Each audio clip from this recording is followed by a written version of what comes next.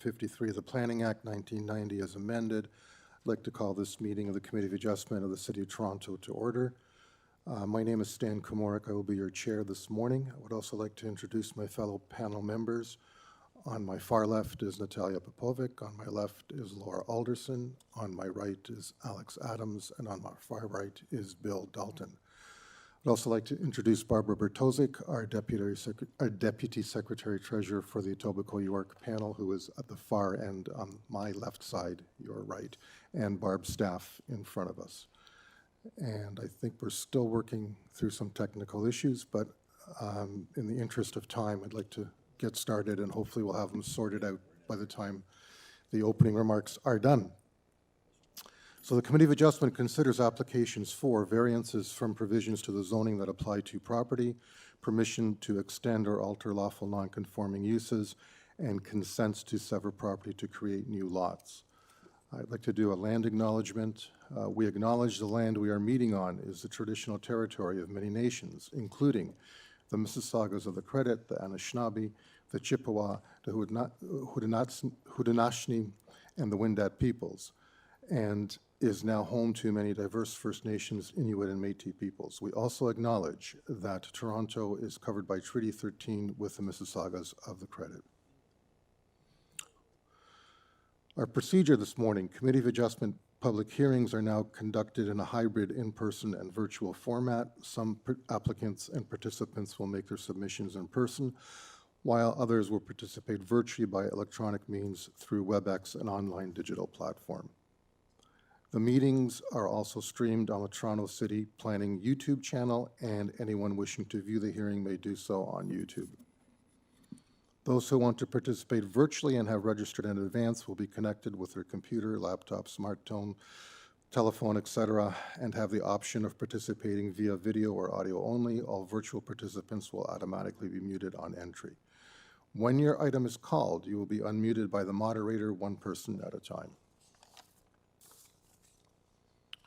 Those participating by video appearance will be temporarily upgraded to a panelist when your item is being held. During this time, your camera will be enabled. You will be only visible during your 5-minute allotted speaking time. At all other times, your video will be disabled and you will be reinstated as an attendee. For both in-person and virtual participants, Committee of Adjustment staff will share presentations submitted in accordance with the written submission deadline. Those participating through WebEx are not allowed to use share screen or any other panelist controls during the video appearance. Decisions of the Committee of Adjustment. People attending in person today who want to receive a copy of a decision on an application must fill out the decision request card, and those participating virtually need to submit a written request for decision by email. Please ensure that you include your name, address, and email address, as the Committee of Adjustment and the Toronto Local Appeal Body will be sending notifications and appeal updates by email. And we're still working. Okay. If you do not agree with the decision of the committee, you may be able to appeal the decision to the Toronto Local Appeal Body, or in some limited circumstances to the Ontario Land Tribunal.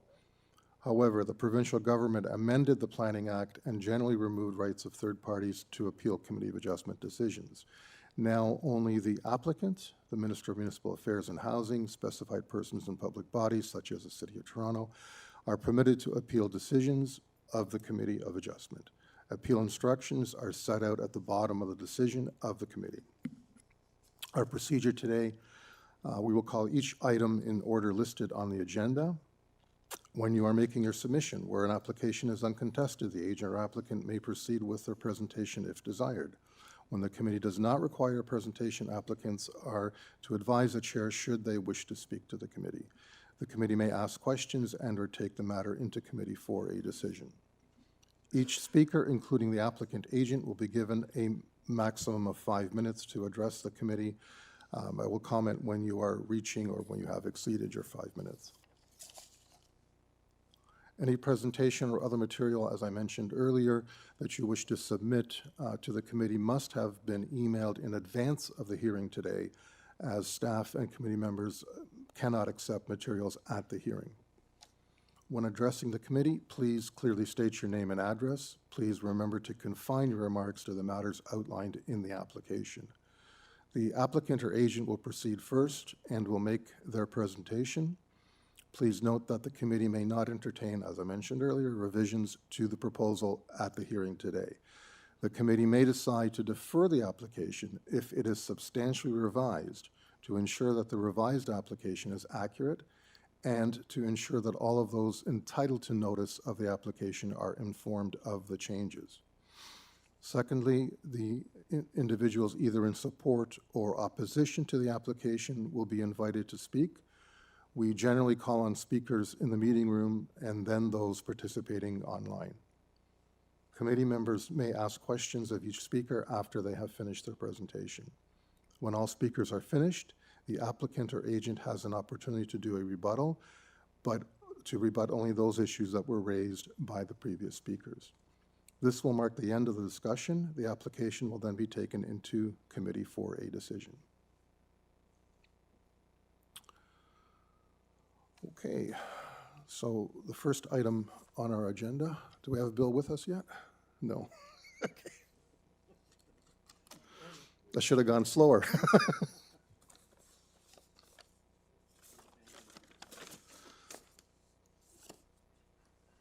Well, our first item is confirmation of minutes from the previous hearing, which was the February the 26th, 2026 hearing.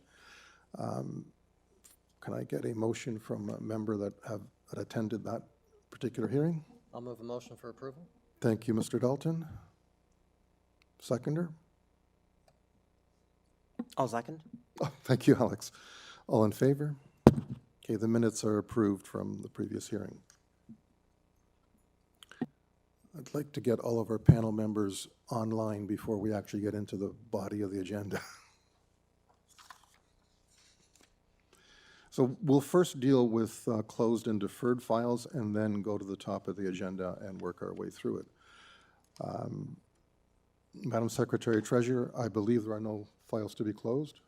None today, Mr. Chair. Thank you. And we have, is it 3 deferrals? Yes, Mr. Chair, items 3, 4, and 11. Okay.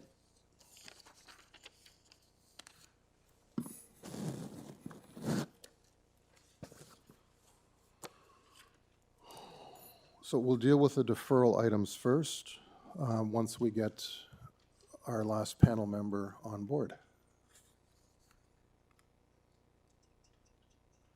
So item 3 is 47 Victoria Street.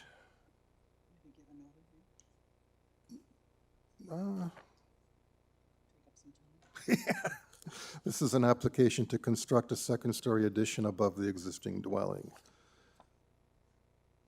You're good? Perfect timing. Okay, welcome, Mr. Dalton. You're virtual now, too. Okay, the applicant is online or in person for item 3. Adam, is it Peter? Yeah, Peter's online. Let me just unmute him.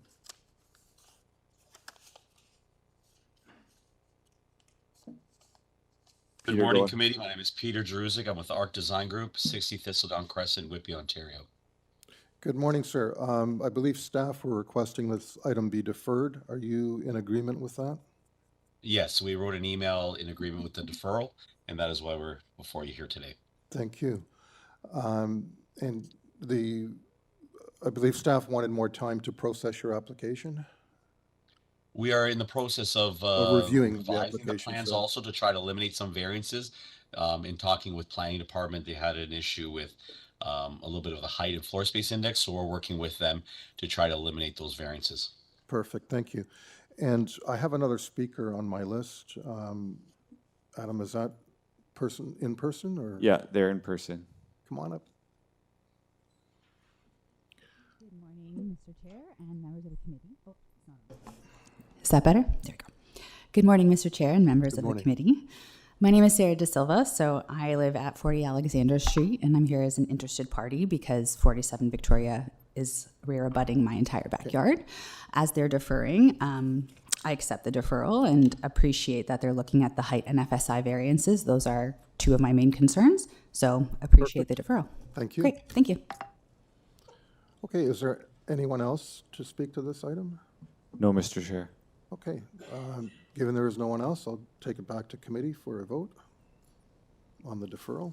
Mr. Chair, I'll bring a motion to defer this. Thank you, Ms. Popovic. Is there a seconder? I'll second that Thank you, motion. Ms. Alderson. All in favor? Okay, item 3 is deferred. Thank you, Peter. The next deferral request is the next one, item 4. 1662 Weston Road, application to convert the existing building into an apartment building. And applicant is Diego.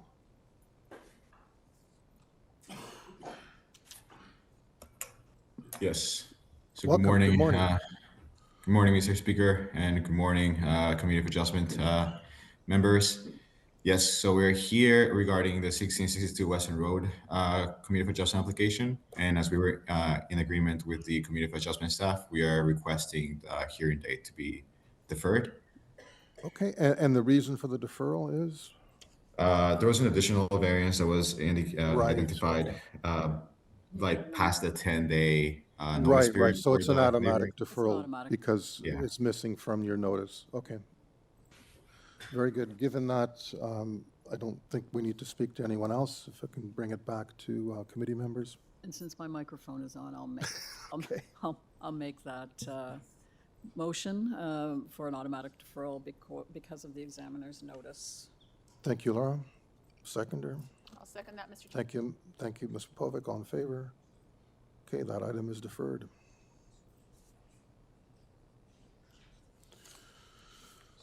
And the last one, item 11, 81 AILEEN Avenue, application to construct a new apartment building containing 6 dwellings.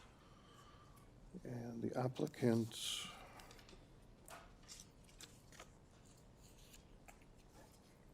is online. Adam, do we have the applicant for number 11? Yeah. Thank you. My name is Shahid Danawati, and I'm from 1304 Woodbine Avenue, representing this proposal. We requested deferral because the planner, the city, as well as the councillor have some stiff opposition to our proposal, so we are planning to refine it. Okay, thank you. I think we did have other speakers, at least one. Yeah, he's in person, Mr. Chair. Okay, Good morning, members of the committee. My name is Alex Muri. I'm a resident at 366 Silverthorne Avenue. I am appearing today, and I am approving I'm in favor of the deferral. However, I do have a concern about a list of variances, and I would like the applicant to kind of speak to the changes. They just said they're looking to make changes. there's going to be some substantial changes. I believe they may be coming back with a Which- fourplex rather than a sixplex. Okay, I'm okay with, then I'm okay with the deferral. Okay, thank you. Perfect. Thank you. Anyone else? No, Mr. Chair. Thank you. Back to committee members. I wholeheartedly agree with this deferral and move for a deferral. Thank you. Laura, seconder. I'll second that. Thank you, Natalia. All in favor? Okay, item 11 is also deferred.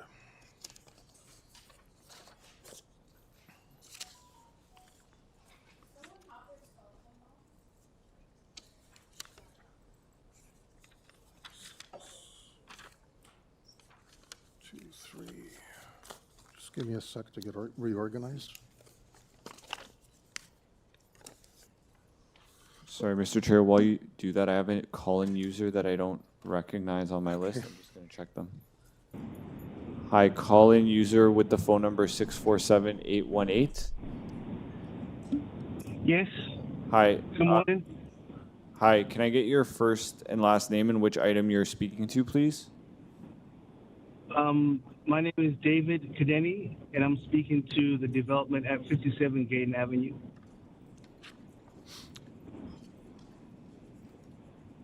Oh, David Kadeni, and you're at 84 Gaydon, correct?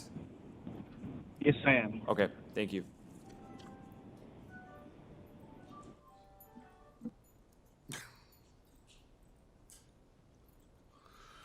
Okay, so back to the top of the agenda items.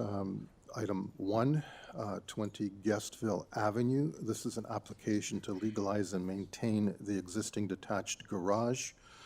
We have on file an order to comply. We have an objection letter. We have planning asking for a condition in the event of approval. This application originally requested 9 variances. There still are 9 variances, 2 of which have, however, been reduced. And our speaker online is Mr. Franco Romano. Yes, good morning, Mr. Chairman, members of the panel and staff. Franco Romano, 321 Lakeshore. Good morning, sir. If we could get a presentation from you, please. Yes, first I'll do the revisions. That's okay. Absolutely. Hopefully that won't cut into my time.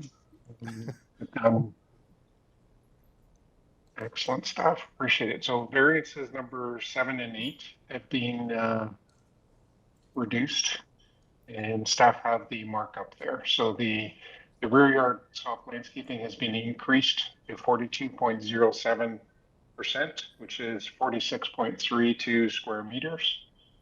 And the driveway width has been reduced from 9.14 to 6.27 meters.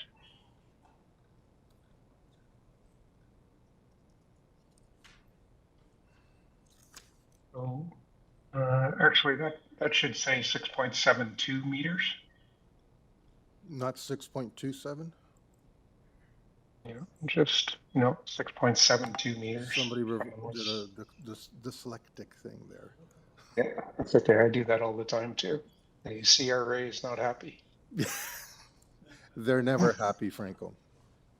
Yeah, so variance number 8 is 6.72 meters, and I'll show you that on my slides. So if we can go to my slides, please. Thank you. Perfect. So slide number 1, and this addresses in part the objection letter. You'll see that slide number 1 shows the existing street, Guestville. Oops. And cut off there.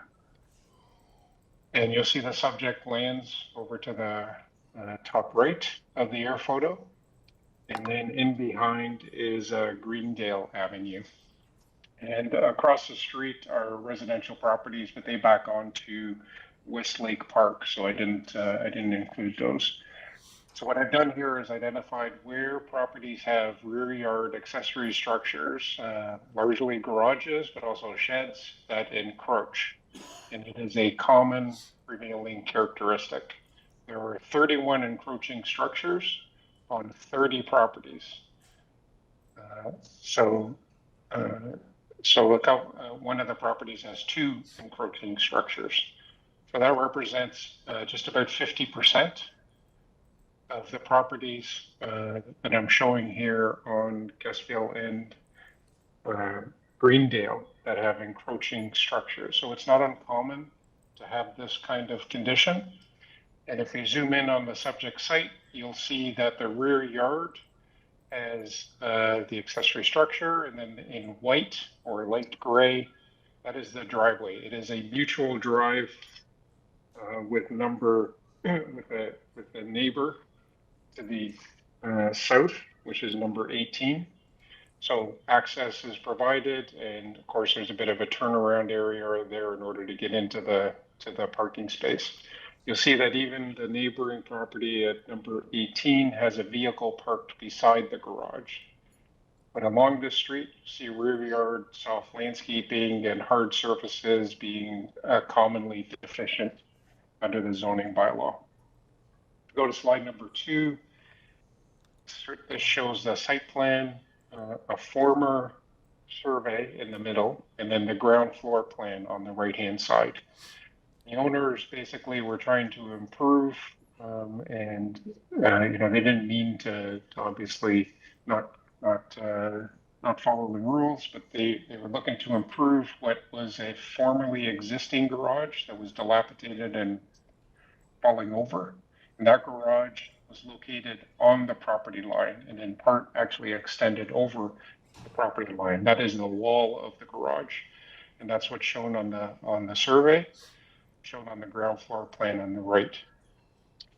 The proposal is to legalize and maintain the existing garage. It has a rear yard setback of 29.29, so 29 centimeters, widening to 31 centimeters. The eaves in that position basically follows the lot line and then comes in onto the property, so it does not encroach. On the south side, so that's to the neighbor number 18 to the south, the side yard setback is 13 centimeters, widening to 18 centimeters, and that is farther away than the former garage was. And actually both garages, the former garage and the current garage, has an encroaching eaves. Number 20, their eaves also encroaches, and they also have a side yard setback deficiency. So this is a part of the common condition. If you look at the survey in the middle, you'll see the former garage, the neighboring garage, and also some other accessory structures in the top right of that survey showing an encroaching condition. If we go to slide number 3, you'll see that the height variances for the door and the roof are minor in nature. And pictures of the former garage are shown off to the left. So subject to any questions, the staff condition is acceptable, and I submit that the proposal is minor in nature. Thank you. Thank you, Mr. Romano. Are there any other speakers for this item? I believe not. Not on my list, Mr. Chair. Okay, are there any questions from panel members? No? Okay. So there's a statement that you have an encroachment agreement with the neighbor. That is between you and the neighbor. I guess we just need to caution that we are approving a 0 setback. We are not in a position to approve the encroachment. That's between you and your client with the neighbor. That is 100% understood and known, and actually both neighbors have signed their own encroachment because they both encroach. Perfect, thank you. You're welcome. So having said that, I'll take it back to committee if anyone's ready for a motion. Yeah, so with that, I'll move a motion for approval based on the evidence provided, as I do believe the application meets the 4 tests, subject to the March 4th, 2026 planning memo, which then ties it to the February 24th, 26 site plan as it relates to the rear yard landscaping to ensure that sod is installed and maintained. Thank you, Mr. Dalton. Is there a seconder? I'll second that, Mr. Chair. Thank you, Ms. Popovic. All in favor?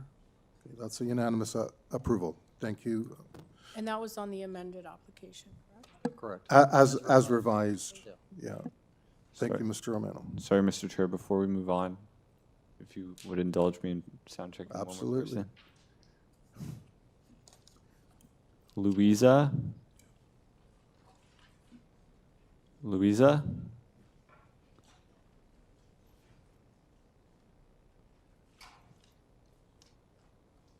Louisa? Hello? Hi. Yes. Hi. Which item are you here to speak to? 5 Sagamore Crescent. Or sorry, the 8 Sagamore Crescent.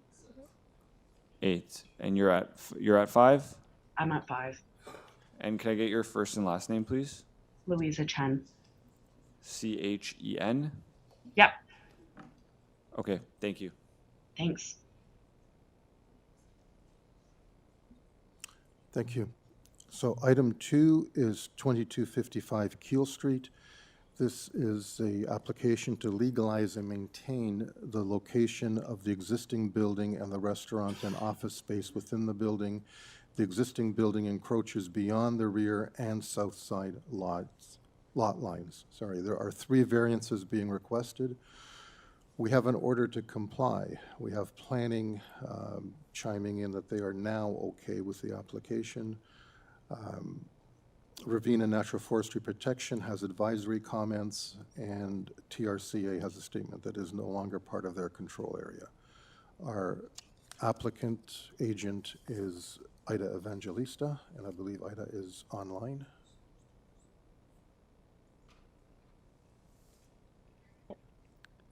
Good morning. Good morning. Good morning, Mr. Chair, members. Ida Evangelista on behalf of the owners of 2255 Keele Street. Good morning, Ida. I'd like to get some clarification and maybe some history on how you wound up here. There's a substantial encroachment, and I believe it's on city property. And I just want to understand how it is that we wound up here, quite frankly. Yeah, and I can walk you through that. So several years ago, the previous owner that owned this property, he passed away. And there was also a golf range behind this building. He passed away, and he had received these OTCs. They were not dealt with, and the new owners, RSJ, purchased this property from the wife of the late Mr. Pace. When they purchased, the OTCs did come up, and they actually made a deal to continue with the purchase and try to deal with these OTCs. Subsequently, there's a restaurant here in the basement. It's called O Patio. O Patio has been here, I believe, since about 2012. And it's a very well-established cornerstone in the neighborhood. It's very popular. And they had created a patio probably back in 2015, 2016. And the patio just got bigger. So in the meantime, there's two agreements that have taken place with the city.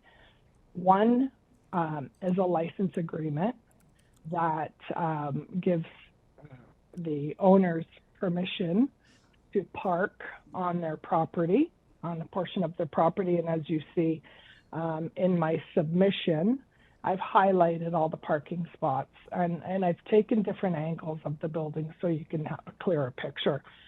And the other is a ground lease that the owners have signed with the City of Toronto, and that allows them to have the patio encroach onto their property. So we do have permission to both park, and we have permission to have the patio on their property. So in the meantime, there were, a small little shed, like a covered area at the back, just to, house some equipment and some storage. So that encroaches. There's an AC unit that encroaches. So, and that's what brings us here today. So we're just trying to, it's taken a great deal of time to go through it. We've met with buildings, we've met with the counselor's office, on-site, off-site. We've met with transportation, and now we're here today because we wanted to make sure, because we were going to be in front of you, I believe it was about a year and a half ago, because they couldn't rent it out, and they want like the upper levels, and we were trying to do a work-live. Planning was opposed to it, and that's why we redirected, and we changed the plan, and since then they have been able to rent out to office. So and now we're here today. We've cleaned everything up. We've met with all interested parties. And now what we want to do is, the owners are quite anxious to just clean up all these old OTCs that are on the site for these, small portions of the shed at the back of the property. And does that give you a clear picture of what's been going on here? And It filled in some gaps for sure. Yes, yeah. A lot of history here. Yeah. And just want to make clear that, we can't approve what's not on your property. So we're just approving up to the lot line, and it's really Correct. whatever you're going to work out with the city for the balance of that use. Correct. Okay, thank you. Are there any other speakers for this item? No. No, Mr. Chair. Are there any questions from panel members of the applicant? No. Okay. Yeah. Well, like I said, it filled in a lot of gaps.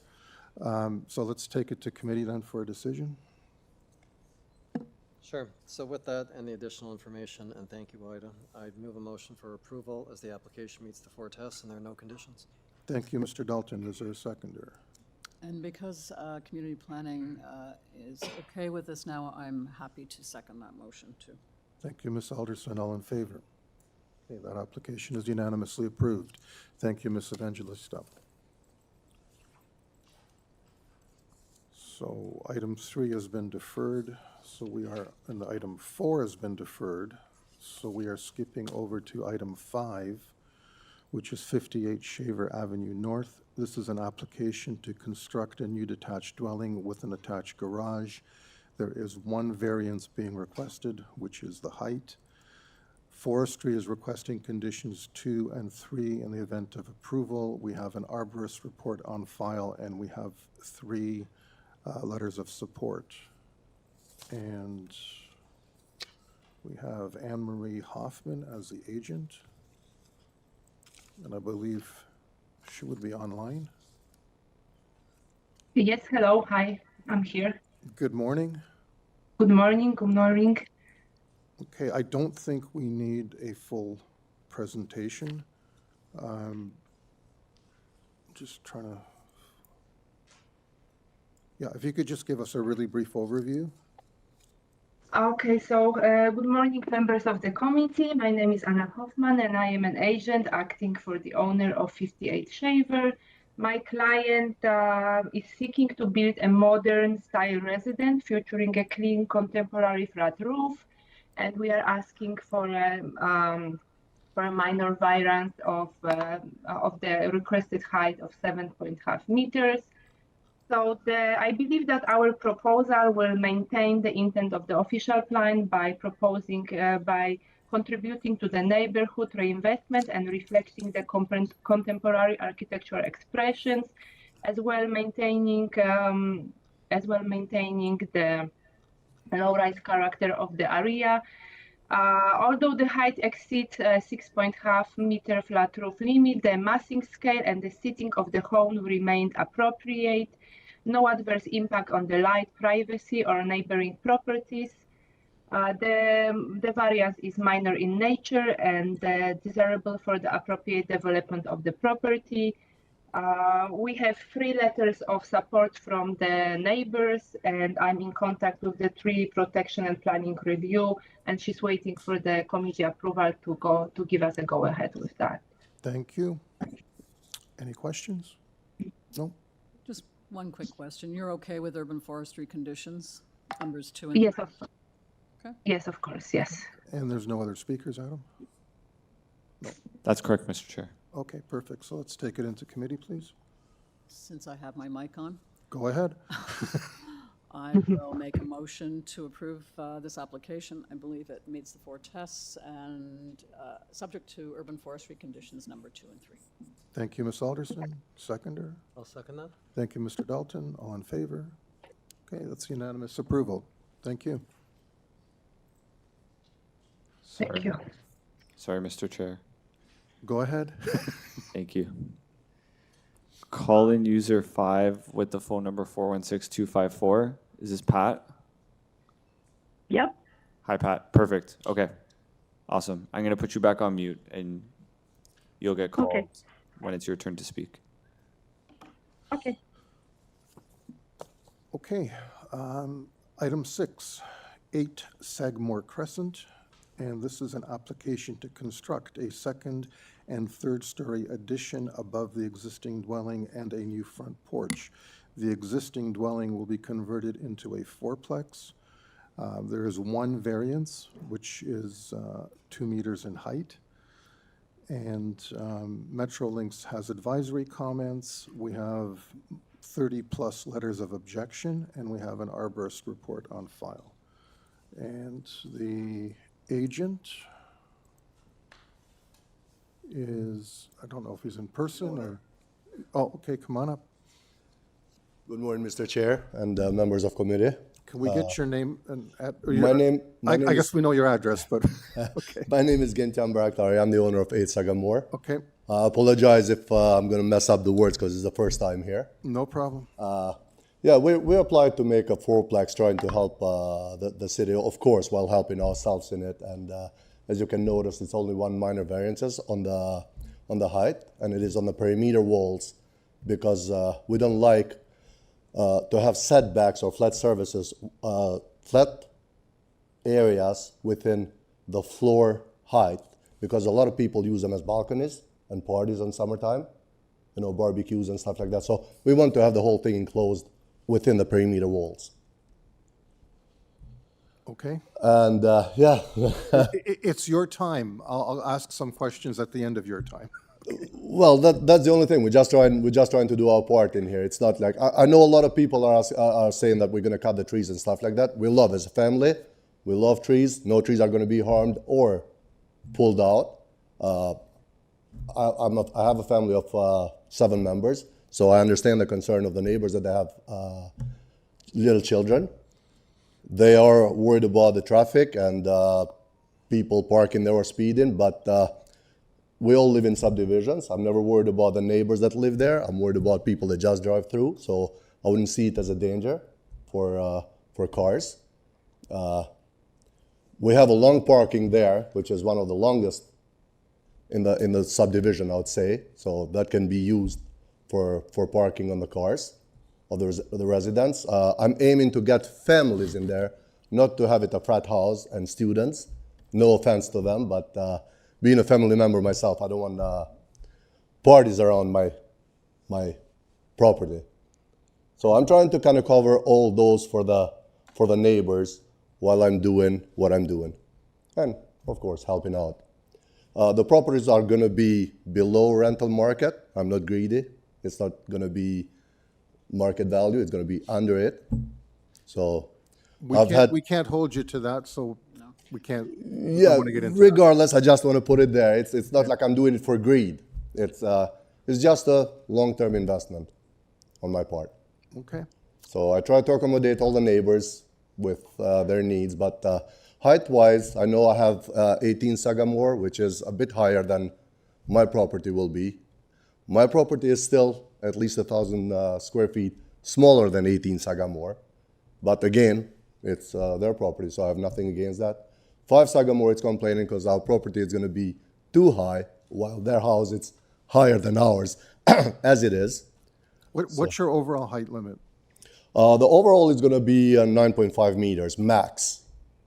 How can that be 9.5 when your main wall height is 9.51? Ooh, I'm sorry, I don't get that. Well, the variance that's being requested is main wall height of 9.51. Correct, yes. 1.51, that's what it's going to be. So your main wall height will be the same, or your overall height will be the same as a main wall height? Yes. So that is the reason why we're here, because if we went for the setbacks, which will create... And what's the maximum height permitted? 7.2. No. Or 9 meters. Not for your main walls, but I mean the overall height. 9 meters. You would have a second variance then, which you don't have, so No. you must be... No, Sorry. I checked on this. Yeah, because I'm confused by that. Yeah. So it's a technical variance that you're looking for because you're looking for main wall. Yes. But your overall height in 569 is 9.5 meters. 9.5 meters, As of right? 9.5. Yeah. So how can we approve 9.51 without a second variance? Because that's all, because again, it's a technical thing. It's main wall, it's not overall height. And it's also goes with the elevation when you look at their drawings. Okay. I mean, I'm not going to argue over 0.01 of a meter, that's but what that did confuse me. It is. But you go to 569, it's map 130. I looked it up. Okay. It's 9.5, and I even copied it, so there. Okay. Thank you. Okay. You got rescued on that one. So, but yeah, that's it. Okay, thank you. We'll have you come back after, because I believe there's a few speakers to address this issue. I know. Okay, thank you. Thank you. So before we go to the other speakers, I just want to clarify that the approval of the fourplex is not an issue. That's something that's permitted now as of right. So we're only here to discuss the variance with which has to do with height and whether that is appropriate for the neighborhood or not. And let's start with people who are here in person. So I believe we have Pat Dillio. Pat was supposed to be in person, but she's online. Okay, so let's have her hold on, and then whoever's here in person gets first crack at it. I think Sean Dooner.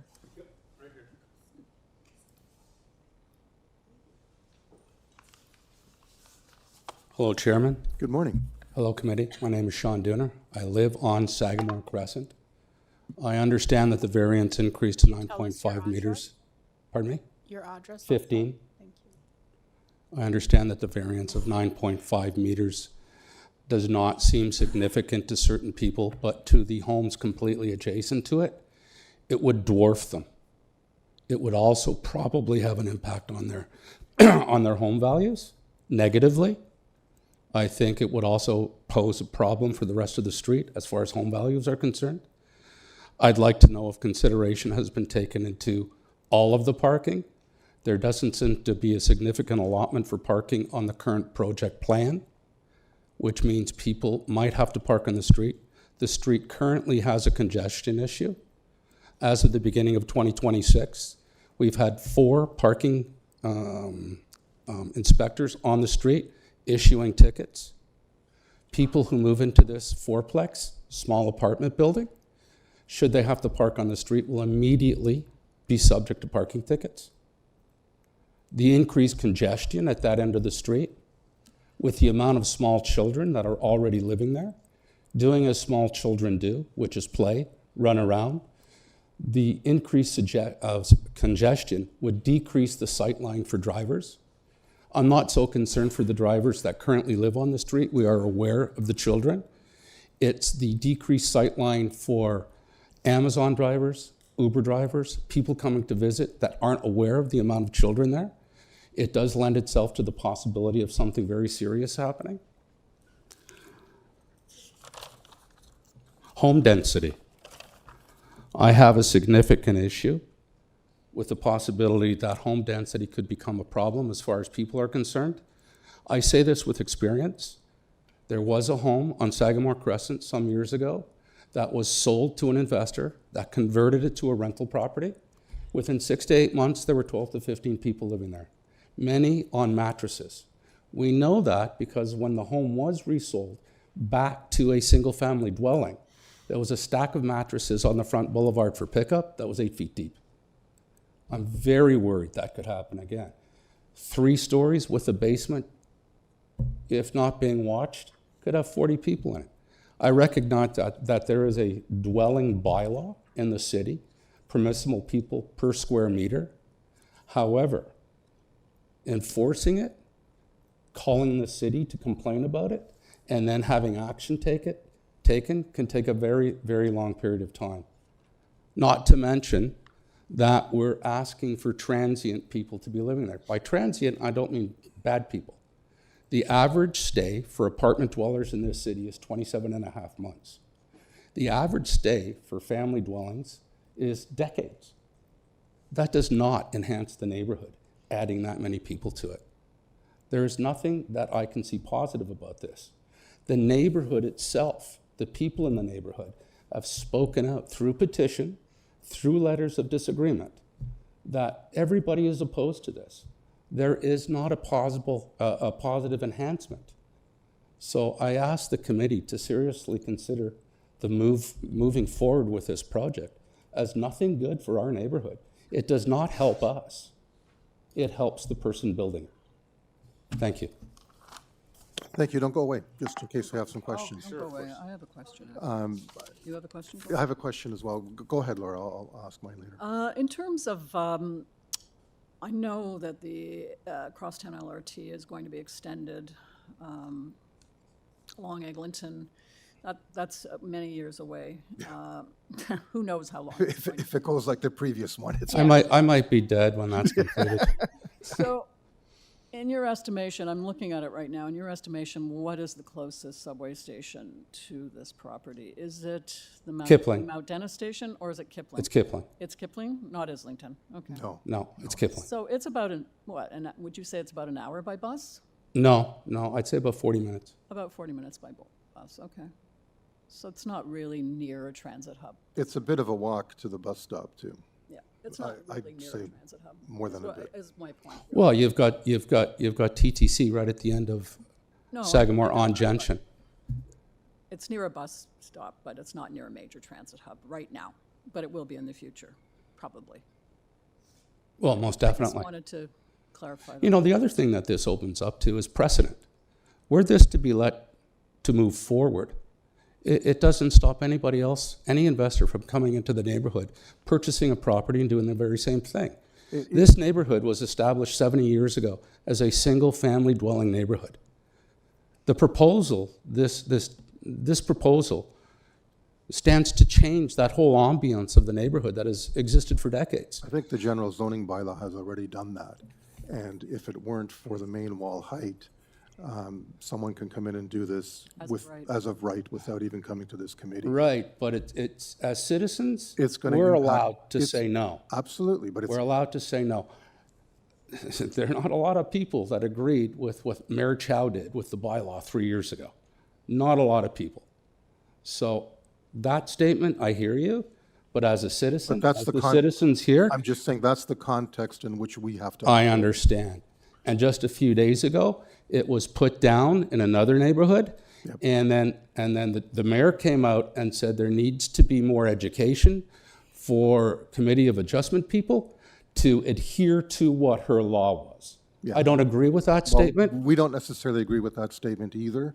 That was a slightly different proposal. I mean, that was for a sixplex, not a fourplex. Yeah. And it was one story more. But Yeah. anyway, my question for you is, I'm assuming this is a neighborhood that does not have overnight parking, That is correct. okay, as most of Etobicoke does not. So just I actually went to City Hall to try and get a parking permit because the road's not zoned that way. It's impossible. Yeah, no, It's impossible. we understand that. We deal strictly with Etobicoke and York, and we understand that frustration because the bylaws with regards to the multiplexes are the same for Etobicoke, where there is no on-street parking overnight, whereas in Toronto, there is. Yeah, in Bloor West Village. Yeah, yeah. So, well, Bloor West Village has the overnight parking. permit. Correct, that's what I'm saying. Yeah. So it's a bit of a different context in our view, so we understand that. This particular proposal, at least, is providing some parking. We have proposals further today in our agenda where a fourplex is being proposed with no parking. Right, but at the end of the day, we don't know what the future holds for this property. Some parking might not be sufficient. That's understood. All I'm saying is at least there is some in this case. But I also understand that we don't have the option for overnight parking in this area. Mm-hmm. Okay, thank you. Anyone else with questions? No? Can I? Go ahead. One more? How would you feel if this was a duplex or a triplex coming before you? Would you feel any differently? No, I wouldn't mind if the individual wanted to build a 3,000 square foot, 2-story, single-family dwelling. I wouldn't care at all. The fact that this is a multi-unit facility in a neighborhood that has nothing like that, it opens precedent for further enhancement. And I hear what you're saying as far as the bylaw that was changed. Unfortunately, as a resident, I don't need to agree with it. And, you know, seeing as most residents in this city in single-family dwelling neighborhoods don't agree with that bylaw change.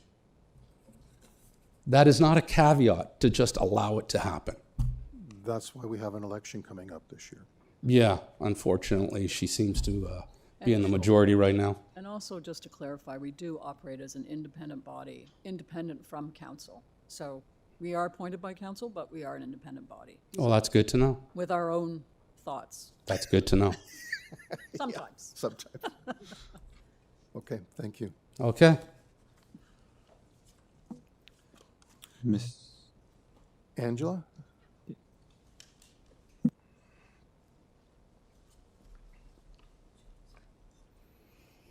Good morning, Good committee morning. members. My name is Angela Hansen. My husband and I and our 2 children live at 4 Sagamore Crescent. We aren't here today because we oppose change or renovations. We are here because the proposal for 8 Sagamore Crescent is an attempt to squeeze a low-rise apartment building by City of Toronto definition into a lot designed for a single-family home. The proposal ignores the physical constraints of our street and the established character we all value. We ask that you consider parking safety, privacy, neighborhood character, and impact on existing drainage issues. Sagamore Crescent is not a typical street. It is narrow, winding, and most importantly, full of families. When you force more vehicles onto an already crowded, narrow street, you create a wall of parked cars that destroys visibility for drivers. In a neighborhood like Arengate, where children are constantly playing, biking, walking to school, a child stepping out from between parked cars is nearly invisible to a driver until it is too late.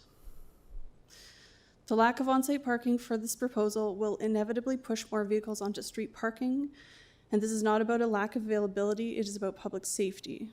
And if an ambulance or a fire truck can't navigate our street because of overflow parking, an emergency can quickly become a crisis.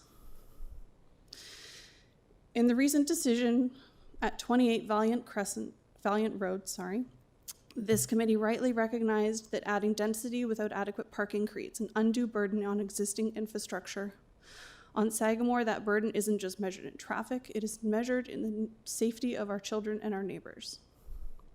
We ask you to apply the same common sense logic here when considering the physical impact of this project. And the proposed height isn't just a few inches above the limit, it is a massive departure from the neighboring bungalows and backsplits.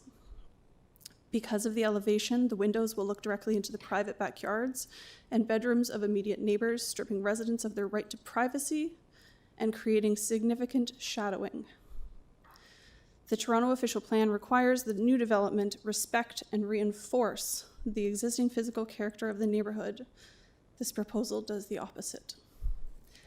It seeks to maximize square footage at the expense of the neighborhood's garden suburb character. And just like at 28 Valiant Road, where the proposal was rejected for being out of scale with the streetscape, 8 Sagamore is an attempt to transplant an oversized structure where it does not fit in. Beyond the visual impact, we must address the invisible constraints of our neighborhood. Arengate is a community that has historically struggled with drainage and wastewater issues. Our neighborhood is already part of the city's basement flooding protection program because our existing infrastructure cannot handle the current volume during heavy rainfall. Adding a high-density dwelling into a pipe system designed for single-family homes isn't just a minor variance, it is a recipe for basement backups and local flooding. This is exactly why the undue burden logic used at 28 Valiant Road is so relevant. This committee saw that you cannot simply ignore the physical reality of the ground beneath the house. Squeezing more people and more hard surfaces into an area with known drainage vulnerabilities is a risk the current residents should not have to bear. In conclusion, we respectfully request that the committee refuse this application as it fails the 4 tests of a minor variance. It is not minor. It is not desirable for the health of the neighborhood. It does not maintain the intent of the zoning bylaw, and it does not meet the general intent of the official plan to respect and reinforce the neighborhood's character. Thank you. Thank you. Again, just before you go, any questions from panel members? No? Okay, thank you. Thank you. Mr. Chair, we have 2 in-person speakers that don't appear on your list. So let's go through the virtual and then we'll come back to them. Do you want to come back to the in-person? Well, sure, let's do the in-person. That's fine. Okay, so I have Crystal Thorne, and then I have Bernie Bongers. Okay, so just Crystal Thorne. Okay. And Linda, sorry, Linda Tedesco.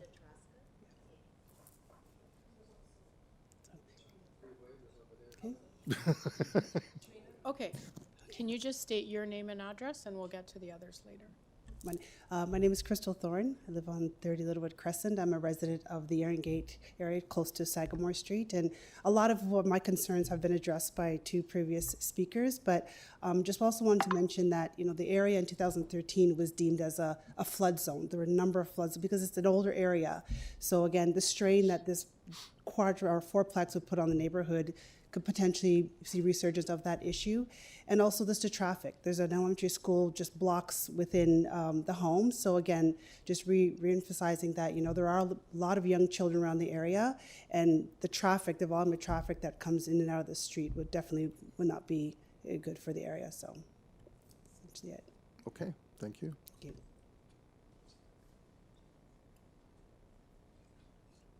So, Adam, do you know who else is here to speak for that? Yeah, we have Linda here, and then we have Katrina. Okay, come on up.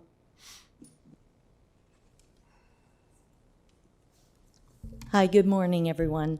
I'm a member of this community. I live on 91 Rangoon Road, very close to Sagamore. And your name, please? Linda Tarasca. Thank you. And I would like to speak on a little bit of behalf of experience of owning a few triplexes and in various areas, in Park Lawn area and on the Kipling Lakeshore area. And again, too, they're amidst small bungalow type houses. And with the triplex, I have 3 families, and parking is very, very difficult.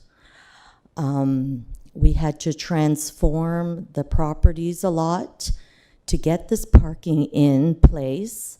And then with that, the backyards for 3 families on the same footprint is very tight.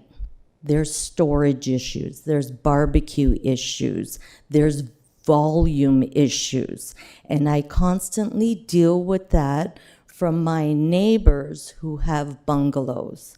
I bought this property as a triplex, not knowing that this would be such a Achilles heel to me.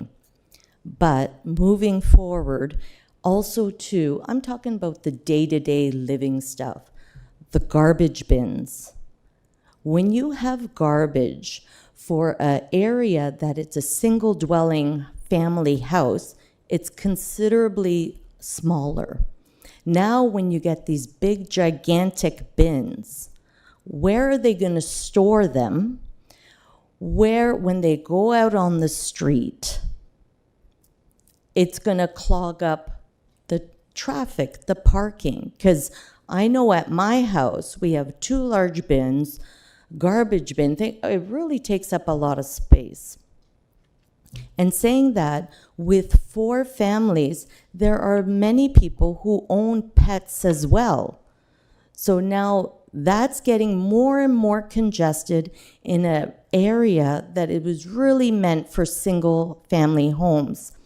And to the owner of this property, that he was referring to another house that's much taller. See, I'm not opposed to new construction.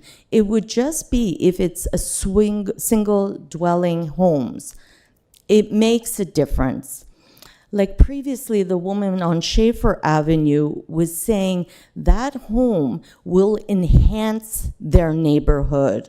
I feel a 4plex on this tiny footprint will not enhance this neighborhood.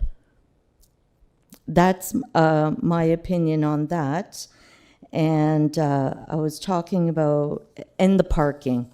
The parking, I don't know how this works. I'm not trying to be rude, but if there are 4 families, usually it's 2 cars per family. So you need to have a minimum of 6 parking spots. And also then too, all these families have their families coming over to visit.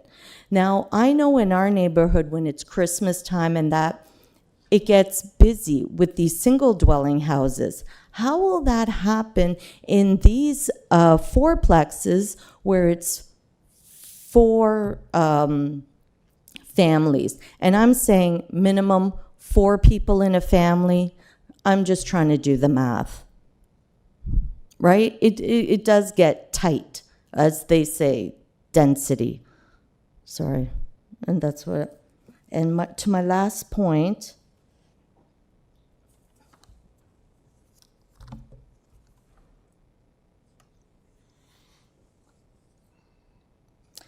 like I said, change. We got to be progressive. We got to move. In this neighborhood, we have already a lot of homes that have basement apartments, and sometimes it could get tight. But again, that's acceptable to me. New homes, bigger homes, that's acceptable to me. And to the point I believe Sean said about committee of adjustments, or I've had a situation where in my apartment, I rented out to 2 people. Later on, there was 8. So then I had to go through the whole process, put money down, wait for 9 months to evict these people, and I was not supported by the city. So I just hope you take my points into consideration. I mean it Okay, we're in gonna no get you to wrap up, disrespect. please. Thank you. Thank you. Before we go on, I'm going to do something a little unusual. I want to call the applicant back because I have a question. I'm having some difficulty understanding some of these drawings. Yes, Mr. Chair. Okay, so you've got a survey and a site plan, but I'm not seeing what's what because I'm just seeing you have a site plan dated November 1st, 2017. You're calling it a site plan. I'm assuming that's your survey. That's the survey. Okay, then it looks identical to what you're calling a site plan. Is there another site? It is because the footprints of the property, they're not changing. So we're not going wider except for the front porch, which is going to be by 1.5 meters for the main entrances. But the footprint is going to remain the same. So the footprint is going to be identical to what you have now? Yes. So it's just going to go straight up. It's not going to go sideways. It's not going to go in the back. It's not going to go in the front, except for the front porch. That's the only one that is going to be added to it. And as you can see, I can walk you through it, where the main property is or where the house You're is. just here to answer his question. No, that's fine. okay. That's fine. And how many vehicles can you park on that driveway right now? On the driveway right now, you can park, and it's a garage also, 7 vehicles, no problem. No, I don't. I wouldn't agree with that. I wouldn't agree with that. We should try it. Yeah, well, okay. Sorry, Mr. Chair, I think at this point, the Sorry. applicant will have an opportunity for rebuttal, but Yeah, sorry. I just wanted to clarify the drawing. That's really the main thing, so. Yes. Okay, thank you. No problem. Thank you.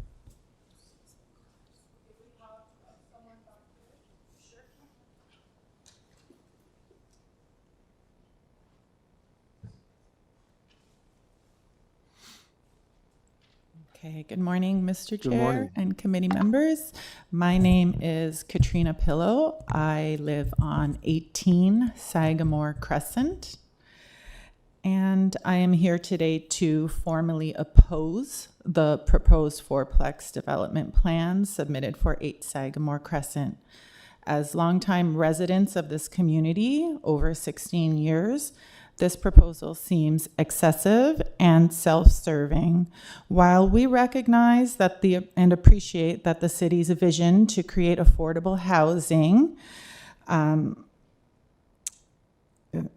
that they're promoting that, we strongly feel that building a multi-dwelling building on a residential street of single-family homes with infrastructure that was designed in the late 1950s creates a plethora of issues. Looking at this submission objectively, one must ask a simple question. Does this proposal put forth before the committee members satisfy the 4 key mandatory tests established under Section 45 of the Ontario Planning Act? First test, is the variance minor in nature? Our answer is no. This change request is incompatible with the existing neighborhood. The submission causes significant adverse impacts on neighboring properties, such as severe blocking of sunlight, loss of privacy, and traffic issues, which has been mentioned, which therefore is not a minor in nature. Excuse me. The increase in traffic creates safety issues for the many children playing in the area and on the Crescent.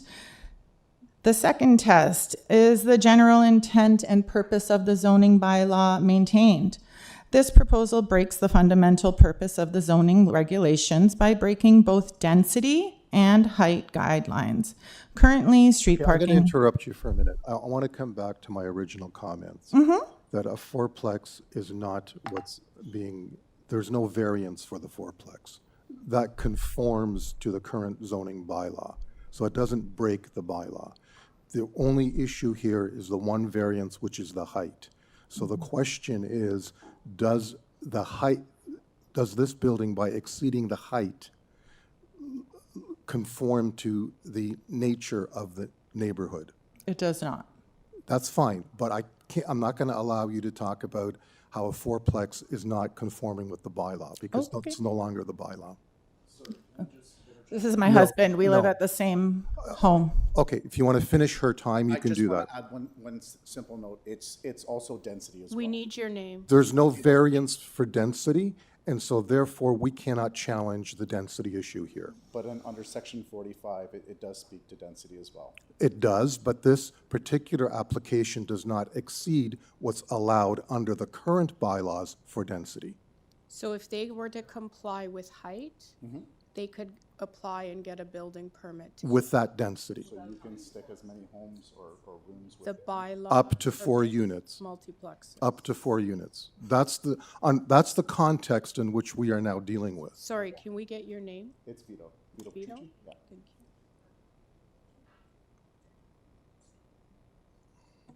Okay, do you want to continue? Yes, I mean, please. I don't mind you talking about that, but I want to put that context because it's not going to sway us because we can't make that decision.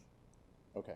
Okay? I understand, but just my interpretation of it was one way, and I think most of us have that same. I think there's a lag in information because there's been so many changes that have occurred at City Hall over the last couple of years that most residents aren't aware of how quickly these bylaws have changed. Correct, and we're just trying to prevent something because undoubtedly this will change again, so we'd like to prevent that before it even happens again. Well, but I just need to tell you where we're at right now today. I get it, I understand. Okay, thanks. Here? Yep. All right, so moving on then. Again, just like our neighbors and other residents of the Erringate area, we feel that this proposal does not respect or reinforce the existing physical character of our neighborhood, particularly in, well, that's it, of our neighborhood. It is not desirable by anybody. Nor is it appropriate for nor is it an appropriate development of the land. It is not considered good planning for the site. The variance does not improve the development of the property without negatively affecting the surrounding community in terms of appearance, tree canopy, safety, demand on infrastructure, and hydro. It does not fit in with the community and creates an incompatible structure. As a close-knit community, we all share the same concerns. The community's goal is to protect, preserve, and respect the 60-plus heritage of our community. If the applicant spent a little time speaking with the residents in the community, they would quickly see that there is absolutely no appetite for a proposal of this nature. Building a giant fourplex or anything other than a single-family dwelling for the sole purpose of capitalizing on an investment does not adhere to our same vision. The applicant mentioned earlier he's going to keep the prices low. And that brings me to question, and all of us to question, well, what type of people is this bringing in? We have worked hard to be able to live in an area that is both safe and beautiful. And we have petitions from over 70 homeowners in the Erringate area who oppose this idea. Once you allow one on one street, it's going to keep popping up everywhere. Everyone is in opposition to this who we have spoken to, and we have spoken to many. They have sent in letters and signed petitions. There are newly built townhome rentals sitting empty at Dixiefield and Wellsworth. There are newly refurbished units in the apartments at Wellsworth and Westmall sitting empty. I mean, if you're looking for affordable housing, go there. Let our street maintain its character. Those poor neighbors of this site are going to be dwarfed. It should be nothing other than a single family home. We have had negative experiences on our street. We can't, the zoning bylaw now permits duplexes, triplexes, and fourplexes as of right. So I understand that, but we are to- telling you But to that argue to in a you're community, telling we the don't wrong want it. peop- What I'm saying is you're telling the wrong people. You need to tell that to your counselor. We did. Because they're the ones that are controlling the bylaws. Yeah. We only adjust the bylaws. And We do not We've control the expressed that bylaws. already. We've already Okay, so just telling you the context. Okay. Because you know, it's like going to, parking court and talking about why you were speeding. It doesn't make any, like, we can't do anything about that. Okay. Okay, but this entire proposal and something like this in our beautiful area, in our street, not only is it going to make everything look very different, like somebody That's said been a earlier, is that it's Okay. going to bring Thank down you the for your- value of our homes. Thank you for your Thank you for your time. We respectfully hope that you deny this request. Thank you. Thank you. Is there anyone else present in person who wants to speak on this application? Okay, come forward.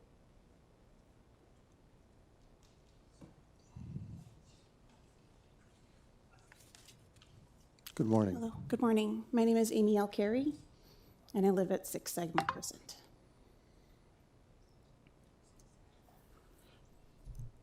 As the direct neighbor who's going to be affected by the height of this building, it brings me a lot of concern. My backyard right now has beautiful sunlight. I have a lovely garden. If you're going to add that much height, my garden is gone. The backyard that my kids play in, that many of our neighborhood kids play in, that beautiful space will be gone. And that hurts. In the front of that property, there is a very large, beautiful maple tree that if you go up that height, that tree is going to be affected. As it is, it does overhang a bit of the roof. Same thing in the back. There are two very large trees that have branches that overhang onto that, towards the roof of that property. And I don't understand how you'd be able to build up without affecting those trees. That is also an issue for me. Those trees are beautiful. They add very much to the character of the neighborhood. And I worry about that. You know, they're mature, old trees that I do believe should be protected as well. The other issue I have is, again, being right next door, is the privacy issue. As of right now, we have a 6-foot fence and full privacy in our backyard. We don't have anybody looking over. As I said, we frequently host neighbors. We have birthday parties, and it's a big concern for me that suddenly you have a whole lot of people being able to see into our backyard, into our bathroom, into our kitchen, into all of the windows that we have that face that side of the house. And I worry for the safety of my children because of that. Thank you. Thank you. Any questions from panel members? No? Okay, thank you. Thank you. Well, I just wanted to raise, have you looked at the plans? I do have a question. Yeah, sorry. So have you looked at the plans? I have. I'm not an architect. I don't. No, I'm just looking at them. And Yeah. There's the right side elevation. There's no side windows above the ground floor. On the On the of my house? No. Of that house. There's a side window. It's kind of, because it's a back split. The side window is the back. No, I'm saying. No, about the house that's being proposed. It's not going to have any. There's no windows on the right side, and there's only 2 windows on the left side, and they're 2 small bathroom windows. Okay. So that's the side. And the opposite back you. though? Because On the back there's the front- does look over to my, The front and back has openings, yes. the I just backyard wanted does to look raise over on my the side backyard. there are- On the one side, there's no upper window, and on the second and third floor, it's just 2 bathroom windows. On the back though? On the Of rear- course, there's windows on the front and the back, but I think you you referred were to windows at the commenting side. about the Yeah, there's 4 windows at the back. Yeah, it does look over my yard as it is right now for the windows that are in the back of the house. With the position of the garage and the fence, there's no It sight will, line. and any house of that height any second story is going to overlook the backyard. That's a fact of city life. And forestry has not put any conditions on this because they're building within the existing footprint. So there's going to be no digging with regards to affecting the It may not roots. affect the roots, but it probably will affect the branches. Because as I said, the branches do overhang the Yeah. house. Okay, thank you. Thank you. Is that it for everyone in the room for this item? So let's go to the virtual. Can I come back up or no? No. We have too many people in line for this one. Please. So I'm going to go with Pat DeLeo. Pat? Good morning. Good morning. As was said, my name is Pat DeLeo. I live at 63 Hardwick Court, which is backing onto Sagamore Crescent. My property is lower than the homes on Sagamore. Hardwick is a little bit lower in elevation. The lack of privacy, obviously they're going to see in my backyard. I have a pool. I don't really appreciate that. But it seems to me that everything that has been brought up so far has been shot down because, oh, well, that's just the way it is now. That's the new bylaw. That's the new this. That's the new that. But the whole point of this meeting is to voice our concerns. And as a resident of this area for over 20 years, it's progressively getting worse. On my own street, right next to me, somebody built a second story on a little bungalow, and a couple of doors down, another little bungalow was changed into a giant, I think it's a double family home, and the privacy is disappearing. And the way my house is situated, the house next door to me, I know that's not the issue right now, but it blocks a lot of sunshine. Their windows do look into my area. The house behind me on Sagamore is going to do the same. The way that it is right now, I get 2 hours of sunlight in my backyard. And as I said, I have a pool. And with this dwelling, I will get 0 sunlight in my backyard. I try to have gardens, but it doesn't work very well. And I agree with all the other residents who have spoken to the congestion, the old infrastructure. We're already under construction at the moment. Many trees have been removed from Gentian. We are having all this flood protection work being done, and this added strain on our infrastructure is just going to make things even worse. I'm all for trying to provide homes for people, but as somebody else mentioned, there are many, many rental opportunities in this area and around the city that are sitting empty. We don't need to have that here. This is an established single family area, dwellings of like little bungalows, and I know it's happening all over where people are building up rather than moving to the big shiny new house. this is a very desirable neighborhood. We have a lot going for us here. It is quiet. It is safe. It is basically your middle class families, and they have lived here for decades because of the joy that they've had living here. I just think that this dwelling is going to start a change in the neighborhood, a change that we do not want in this neighborhood.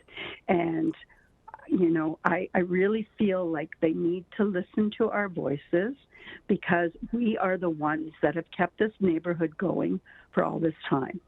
And coming in and having 4 families living in one spot that is the same footprint is going to be very congested. And I also want to speak to the point that somebody else brought up about garbage bins. Already on garbage day, the streets are littered with garbage cans, and that's just the way it is. But that's going to be 4 families. Where the heck are they going to put all those garbage bins on garbage day? You know, parking is already an issue. There's going to be no spots on the days that things like that are happening. And what about snow removal and, you know, all that kind of stuff when it's congested with more vehicles? And I have to agree with the people who have young children in the neighborhood. It just makes it more busier. And Sagamore and Hardwick and all these little offshoots in this neighborhood are very quiet streets. And usually the only people coming down the streets are people that live there or are Pat, I'm going to get you to wrap up, please. Yeah, sure. I just hope that our voices are really being heard and not just being listened to and then, oh, well, it's going to happen anyway. Thank you. Any questions? No? Okay. Next speaker. Next, we're going to go with Andrea Piggott. Good morning. Good morning. My name is, excuse me, can you hear me all right? Absolutely. Okay, thank you. Thank you for your time. I have heard all of my neighbors, most of which I know personally. I live at, sorry. Sorry, I was going to do that. Andrea Piggott. I'm a homeowner at 21 Sagamore, where I have lived for 35 years with my family. And as my neighbors, I vehemently oppose this proposal for the conversion, as well as the increase of the allowable height. Sagamore is a very quiet crescent. It's not a through street, and the entire area consists of only single family dwellings, which were established back in the 1950s. As everyone has said, our infrastructure is not compatible for an increase of 4 more families moving on to 1 footprint. Our parking, as everyone has suggested, is already a huge problem, and there's absolutely no way, regardless of what this new owner is saying, that he will be able to park 7 cars for 4 different families in one existing driveway. I think inevitably he is going to have to make other arrangements for parking. I don't know how those would be. I think he's going to have to cut down some mature trees to make room for his project, which will change the landscape forever, not to mention that it will affect the air quality in our area. Those trees protect us. We are close to the airport, and the trees help to absorb the pollution from those planes flying over. And removal of these trees, I think, would affect the air quality for all of us. Now, as far as the allowable height of the complex, I would think that the city, when they allowed these fourplexes, made a height restriction based on sound reasoning. I think that allowing this person to increase the overall height by, I would say, a considerable amount, 2.04 meters is a considerable amount, especially compared to the adjacent homes, which are all single-family bungalows. It will definitely have an impact on their sunlight, create shadows, infringe on their privacy. All of these things, I think, need to be taken into consideration. And I don't want to reiterate all the things that my neighbors have said, but as the committee can see, there is considerable opposition to this proposal by a person who is not from our neighborhood and has no intention to reside in our neighborhood. And this is entirely for his own benefit and financial gain at the cost and inconvenience of an entire neighborhood of property owners. This project will in no way enhance our neighborhood and in fact do quite the opposite. I would think that that should be something that should be considered by the committee, and I think that this variance and height will definitely make a difference, and I think it will set a precedent for future applications. If this height is accepted by the committee, then next time they'll say, oh, well, you know, this height was accepted at 8 Sagamore, so now we want to increase it another 6 feet. And the next thing you know, you have an apartment building in a small residential single-family dwelling neighborhood. Thank you very much for your attention. Thank you. No questions? No. Okay, is there another online speaker? Yes, Mr. Chair, we have Louisa Chen. Good morning. Good morning. Good morning, members of the committee. My name is Louisa Chen, and I live at 5 Sagamore Crescent with my husband and 2 young children who are aged 5 and 7. And I oppose the application for the full residential unit at 8 Sagamore. So the original speaker did reference 2 homes that did renovations. 5 Sagamore was one of them. So we built a second level. But the context he did not provide was our main wall variance was actually well within the limit. It was basically the overall building height that was slightly higher. I would say the main difference of why I oppose this is his change isn't minor in nature. It is quite major. It's his main wall variance that has a huge variance of 27%. He's asking for 9.5 meters over 7.5 meters. And I would say the 2 houses that he did reference was a bit misleading, just because I would say, at least for my unit, the main wall variance was still within city limits of the requirements now, and I would say even when we did it about 8 or 9 years ago. So that's the main thing that I did want to speak about, was the technical aspect of it. Just because I know 4plexes, I know the bylaws have been passed, so I don't really want to belabor those points any further. But if we are speaking from a technical perspective, the change of being over 27%, there isn't a house on our street or the neighboring streets that have hit that from a main wall variance perspective. And I would ask the main speaker to kind of go back and validate that himself before he speaks to other houses on the street. The other aspects, I think the neighbors have spoken quite eloquently on it. I have kids who play on the road.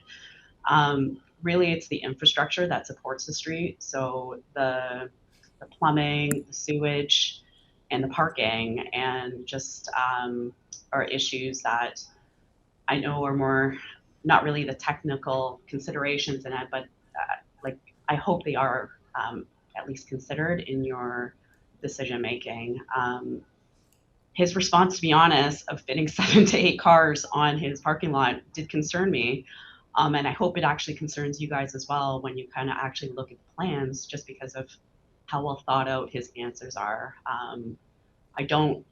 My concerns are, I'm not sure if he's thought everything through, even in his responses today and sort of his initial speaking points this morning. So I do hope further validation is done on some of his points. And I know you are going to bring him up for rebuttal, but I do hope you guys do focus on that main wall variance being 27% higher than what it's supposed to be. Okay, thank you. No worries. Any questions? No? So you noted you got a variance for overall height. What is the height of your home? Are we talking main wall variance? No, Well, overall you height. indicated you got a Oh, variance. yeah.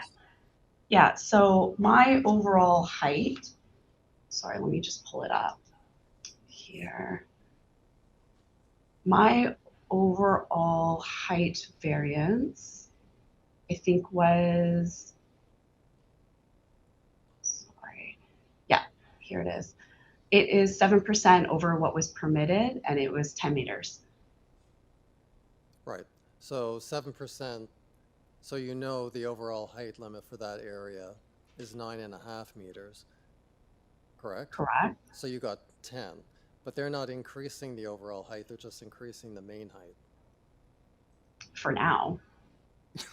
Well, that's all we're dealing with. No. And I would say, look, you guys have requirements for both main wall and overall building, right? For specific reasons. Not an architect, not a builder. No.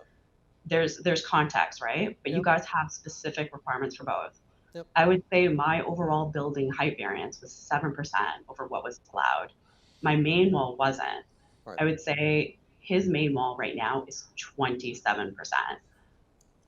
Look, he might come into storage issues and build additional, like a gable on top of his house. I don't know, right? Right. But I can only look at why you guys created two specific height requirements. And I'm looking at the one that he is quoting, and the one he is quoting is 27% higher. Right. Right? But it's not exceeding the overall height, was my point.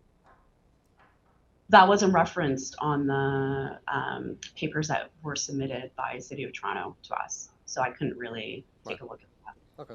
I just wanted to note that too. There is no parking requirement for a fourplex. They cannot, but they cannot reduce what parking they already have, then it would become a variance. Exactly. Yeah. So I would say if he wants to fit 7 to 8, there's probably something he wants to do there. Right? I mean, ultimately, it doesn't really matter. If they only have 4 right now, they're only required to keep 4. That's so, right. Yeah. You know, you can't get 7 on there, but that's not before us. Okay. Any other questions? No. Another speaker? No, Mr. Chair. Matthew Goddard is not speaking then? Matthew Goddard isn't online. Okay. So I have him on my speakers list. Yeah, was registered, was Okay. sent the link, isn't on the. Isn't there? Okay, that's fine. So if there are no other speakers, I'll ask the applicant to come back.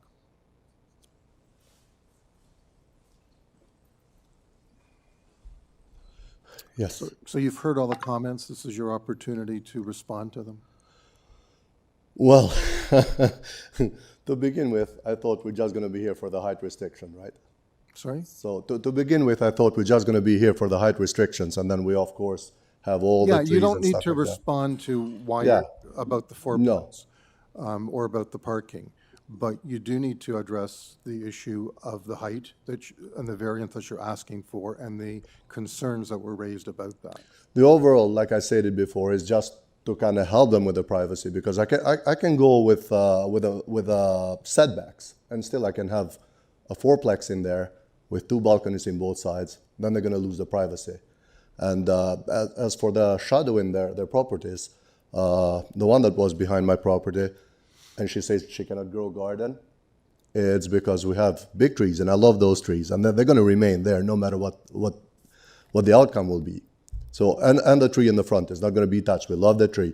Most of these people that complain about my trees don't even have a goddamn a tree in the backyard, or some of them in front Can you yard please either. watch your language? I'm sorry.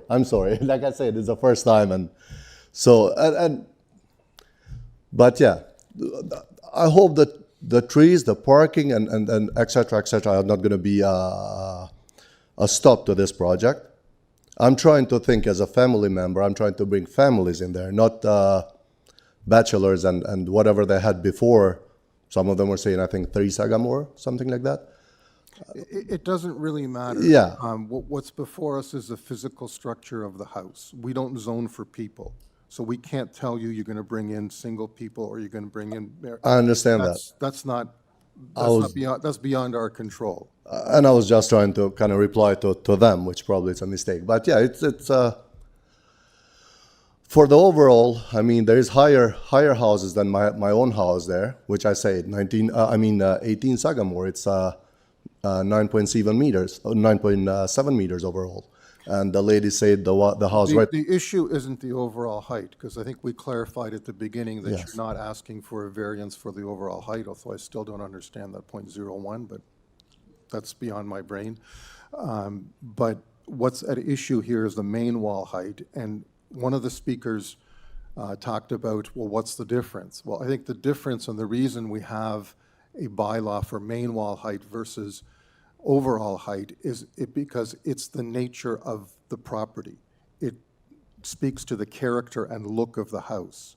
So if you exceed the main wall height, the massing looks bulkier. If you were not exceeding the main wall height, if your main wall height ended at the maximum and then it was a sloped roof, you would comply to the bywall and you would look different. Correct.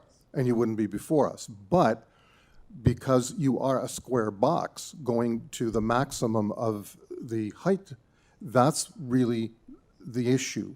And so as far as I'm concerned, the main issue here is, does your proposal fit into the character of the neighborhood because of that main wall height variance? So if you have examples of other houses that have similar main wall height variances, great. But if you're going to compare it to the overall height, you're not comparing it apples to apples. As is right now, I am building a house for a customer, but it's not in our ward or it's not in our neighborhood. It is 18 Chamberlain Drive in Eglinton and Oakwood area, and they are as high as 12 meters. Again, it's not the overall height. That's Yeah. not the issue. You're good with overall height. We don't have a problem there. It's the main wall height which translates to the look of the house. But we'll be compromising the privacy for the look. I mean, still, the house will look We good. understand, and that's Yeah. why we're here to try to adjudicate that. But I'm just trying to get you to focus on what the issue at hand is. I do get that, and I hope you guys will take the right decision. Well, we need the right information to make the right decision. What do you need? I'm sorry to be so bulky, like I Okay, said. well, that was my initial question. Do you have examples of any other houses in this neighborhood that have a main wall height variance similar to yours? No. Okay. No, I don't. I didn't go house hunting for. Well, sorry. Yeah, but you're variance hunting, and that's the ammunition you need for that. I should have thought it through, yes, but figuring out there is high Okay, homes. no, that's fine. This Yeah. isn't. I'm just trying to tease out the answers and the information that we need. I'll learn as I go, I guess. No worries. Thank you. Are there any questions from panel members? No? Okay, thank you. Thank you. Okay, so we'll take it into committee then, unless there are questions for any of the other speakers before we do that? No, okay. All right, so we have one variance, which is main wall height, and ultimately the issue, we all know that fourplexes are permitted as of right in all residential neighborhoods. Parking is not being reduced, so it's not a variance. The issue is the 2-meter difference in main wall height. Does that adversely affect the character of this proposal with regards to the rest of the neighborhood? And does it adversely affect it to the point where it should be refused, or should we approve it? But the 4 tests have to be applied to that one variance. Correct.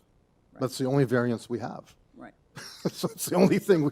But it's the 4 tests that are applied to that one variance. Yeah. So I leave it open for discussion if anyone wants to kick that off, or if someone's ready for a motion.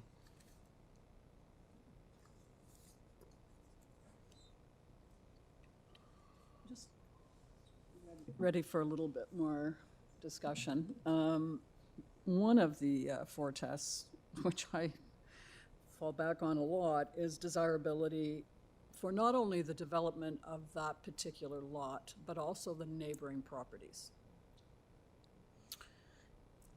And if I'm going to apply that test to this particular variance, I would have to say it is not desirable, and it does not it would not be desirable for that particular property that's being developed or the neighboring properties.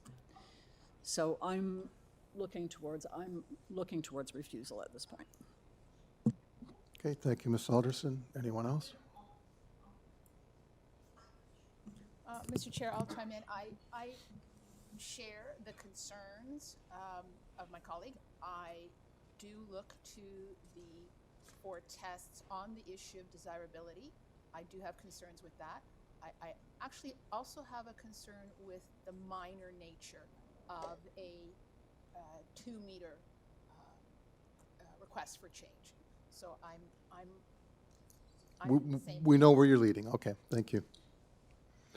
We're left leaning. We're over. You're on my left. Okay. Anyone else? No? The only other comment I'm going to make is that, you know, for a 4-plex proposal, it is only 1 variance, and parking is being maintained. Whereas for new developments, they can come in as a right with no parking, which we may or may not agree with for Etobicoke, but that is the reality that we're living in these days. But I also want to add that there is a walk score of 57 on this property, which is not great. Not a very walkable neighborhood. It's not a very walkable neighborhood, and it's not a great walk score. So you're relying on, it's car dependent for the most part. Fair enough. Or some kind of vehicle in any case. Okay, is anyone ready for a motion, or are we done with discussion? I'll move it. It's not going to be popular, but Well, you never know. I'll throw up the flagpole. I'm of the opposite view. I know it's only the 1 variance, and that's all I'm looking at because that's all before us. And as noted, the city over the past 3 years have implemented official plan policies and enacted 2 zoning bylaw amendments, 2569, to provide for multiplexes in all residential neighborhoods. So that's my starting point on this. So then what we have to go to is, what's the variance? The variance is for the main wall adjustment. So based on that and looking at the neighborhood and the evidence provided, I think the application meets the 4 tests, and I would move a motion for approval as there are no conditions. Thank you, Mr. Dalton. Is there a seconder? Yep, I'll second that, and I'd add that it's a low-rise form of development, which I believe is appropriate for residential areas such as this. Thank you. Thank you, Alex. And all in favor? Opposed? Okay, so that motion fails. Is there an alternate motion?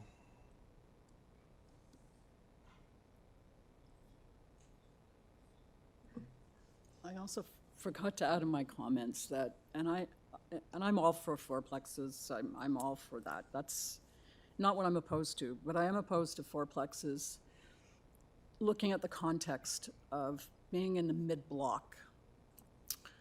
So that's another reason I don't like this proposal. It is mid-block, and you know, if it were at the corner on a busy street, fronting on a busy street, I could support that. So I'm afraid I'm going to make a motion for refusal based on everything I've said, and I hope I got a seconder. I think you will. Okay, so a motion to refuse by Ms. Alderson. I'll second that, Mr. Chair. Thank you, Ms. Popovic. All in favor? Okay, the application is refused. Sorry, well, you guys don't need to vote because you're, yeah. Thank you to everyone. Thank you. Your arguments were very compelling. Thank you. Question, I can still appeal, right? Absolutely.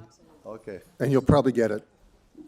Well, no, no, Sorry, guys. this item is over. You can appeal Okay, it if you want. I will You can appeal. This time will be a 5-plex because I'm going to build a garden home too in there. Thank you. Thank you very much. Excuse me. On appeal, can we be there for the appeal process? There will be a notification? I'm going to take a 5-minute or 10-minute break. We're only on number 6. Okay.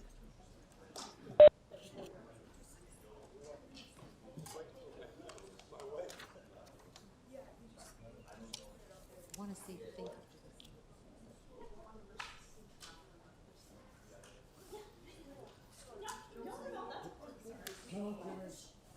Oh, there isn't anymore. Oh, give me 1 second. Okay, thank you.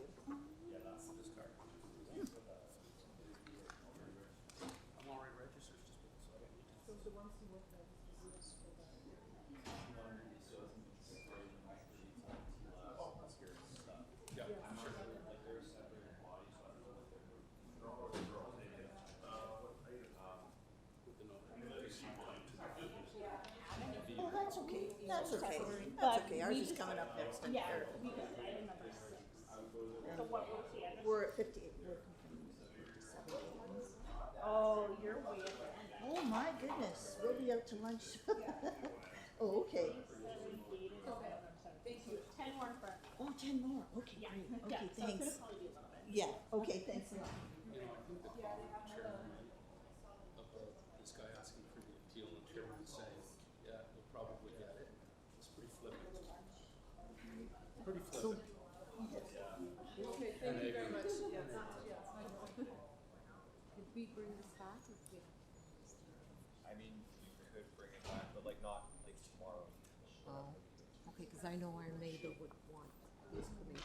But she was the speaker, she'll get it. Oh, good, good, good. I think there's some over here. Pardon? No, they're all gone. So if anybody wants a copy of the decision, Yeah. You can go online. Yeah. You can go online. It's online. Yeah. It's online. Give me a stay. Okay.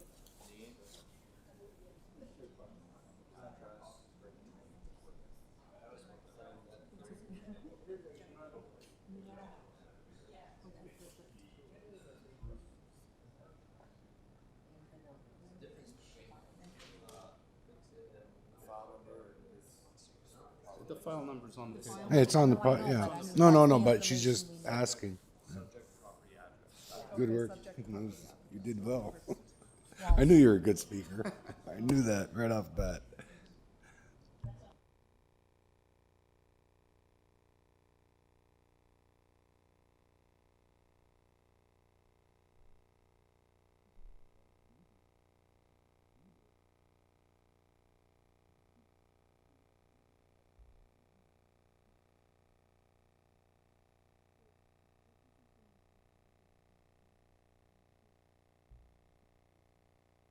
No, because it still has to be appealed. We all have to come back.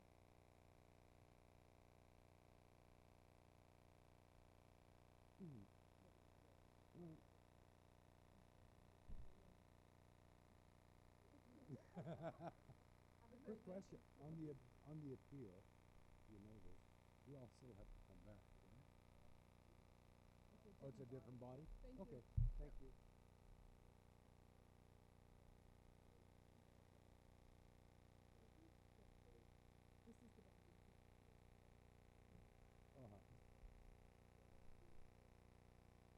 Yeah, yeah.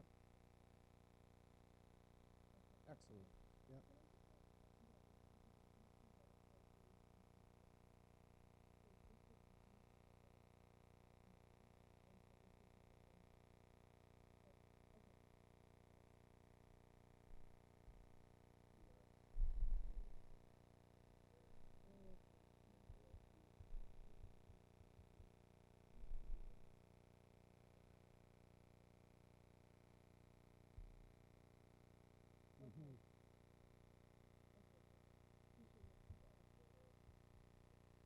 Okay, good.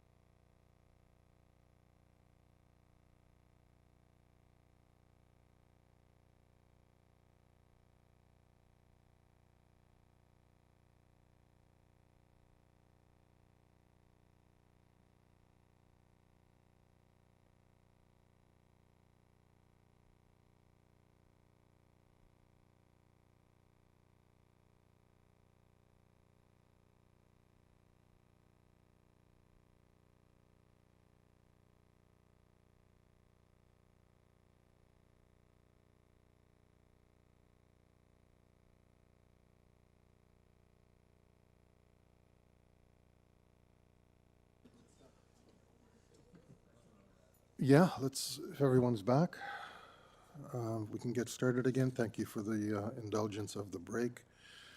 So we're on to item 7, which is 41 Rayside Drive. This is an application to construct a third-story rear addition. There is one variance being requested. Again, it's for main wall height. And we have on file a letter of objection and nothing else. And our applicant is online. Marco? No, Mr. Chair. The agent is Alam Makour. Oh, okay. For item 7. So if I'm looking, sorry, I'm looking at the wrong item.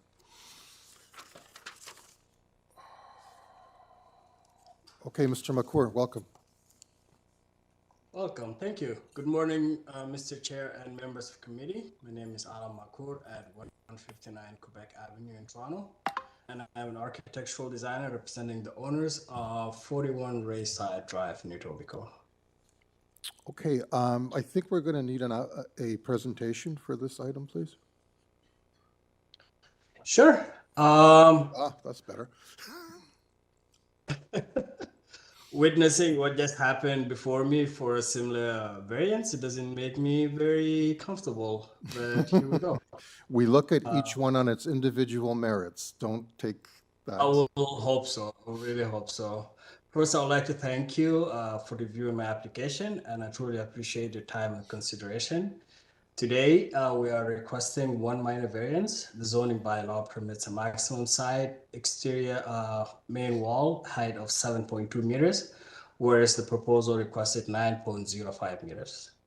I would like to provide you some context. The homeowner has been a valued member of community since 2023, and they are looking to make a modest improvement to better accommodate their family need. The existing house is has a very small footprint, approximately 7 meters by 8 meters, and currently contains 3 relatively small bedrooms.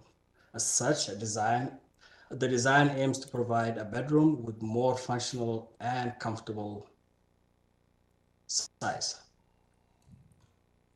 Although the proposed roof height remained well below the permitted maximum height of 9.5 meters, the variance arise due to the side wall condition.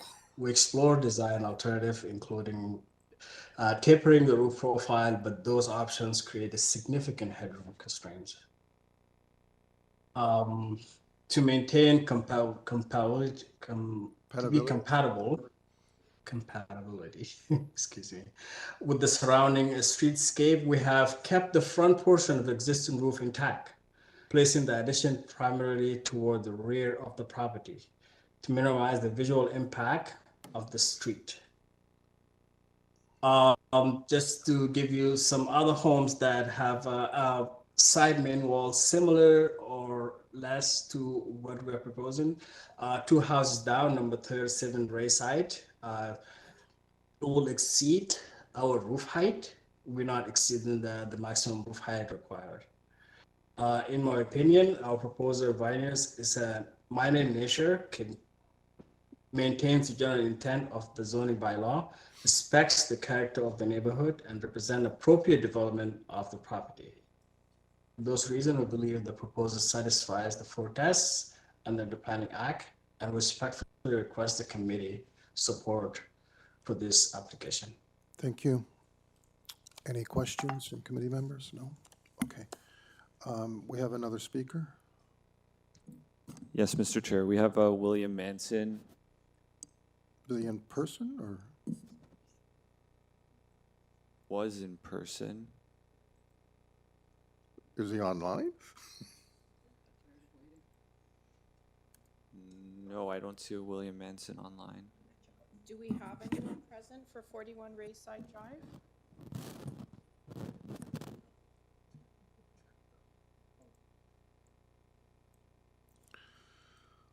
Okay.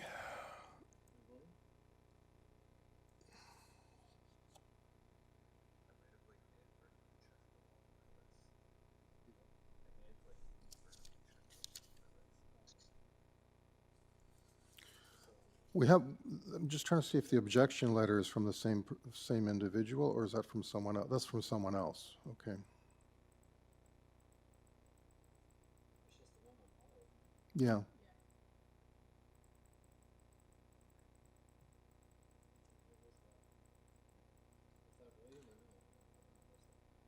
No, it's someone else. It's someone else. I thought it was the same person, but it's not. Yeah, this is Ed Speck. No. Okay.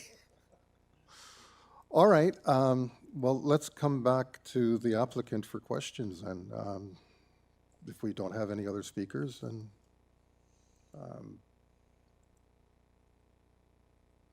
if you have a chance, Mr. Mecker, perhaps you can just address the objection letter. I have no idea what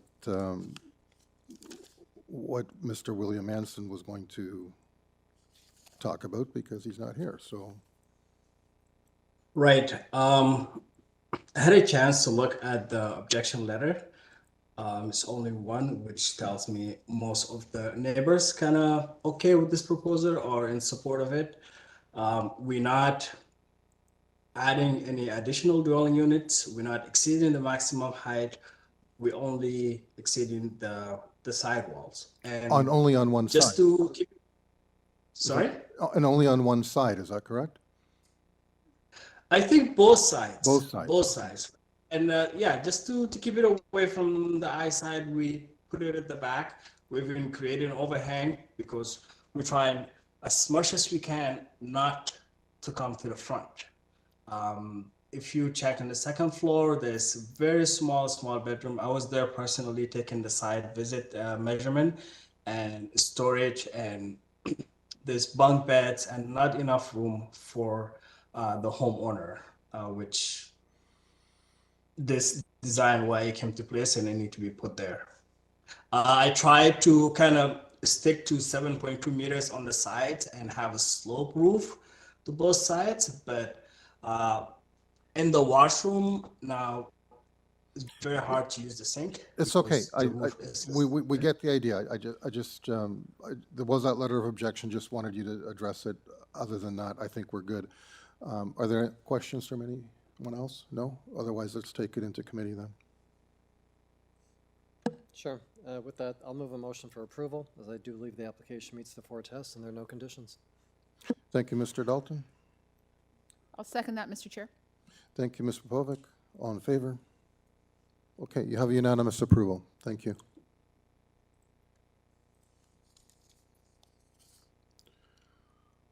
Okay, number 8,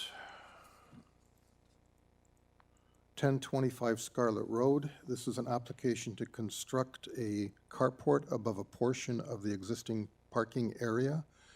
There is one variance being requested, and we have a TRCA permit already issued on file, and the carport is actually for solar panels, as far as I can understand the application. And our agent is online or in person, I don't know. Shale was the registered speaker, but Lily will be speaking instead from the same company. I think Shale made it. Okay, and this is a TCHC property. Yes, good morning. Okay. This is Lily Prendergast on behalf of TCHC for 1025 Scarlet. I don't think we need a full presentation. Essentially, you want to put in some solar panels, and you're going to incorporate them into a carport. Is that the gist of it?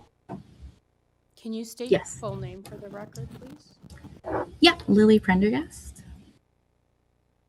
Okay, I just want to see what the variance is.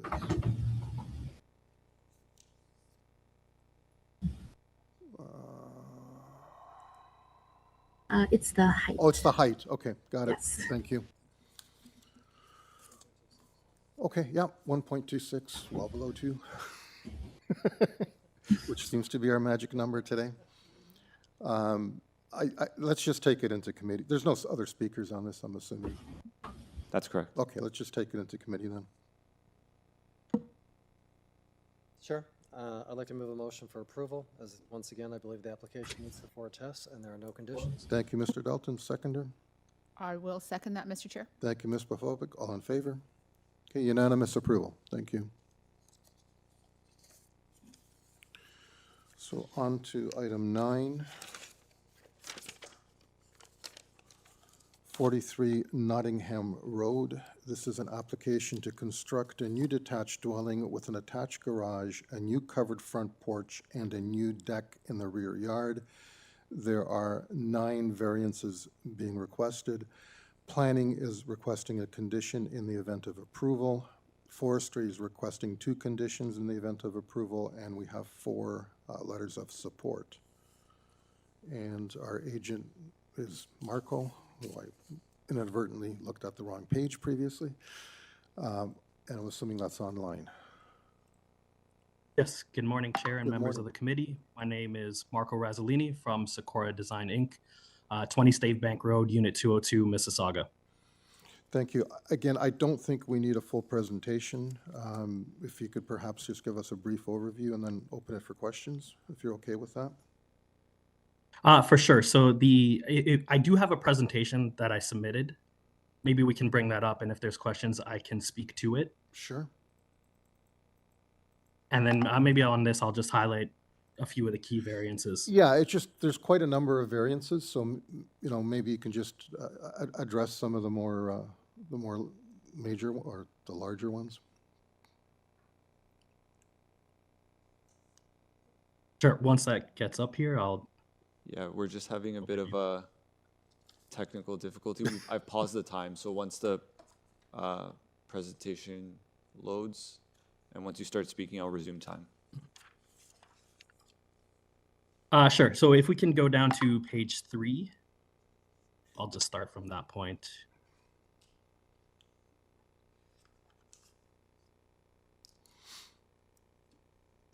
Would be the next one. Okay, maybe I'll just jump into it. So the site itself is located on just after a bend on Nottingham, where Nottingham meets Chestnut Hills Parkway. The 3 lots on the north side there, they're a bit smaller than the average in the neighborhood. As such, our variances for coverage and FSI on paper are maybe higher than what's reflected in the neighborhood and some of the research. If we can go down to the next page.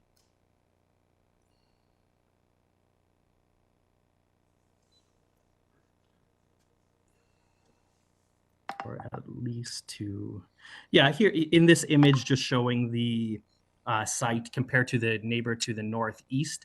That is the typical lot in the neighborhood. So we have a smaller frontage, a regular shape, smaller lot area when compared to most of the neighborhood. And then the next image that we'll go down and see is for building coverage.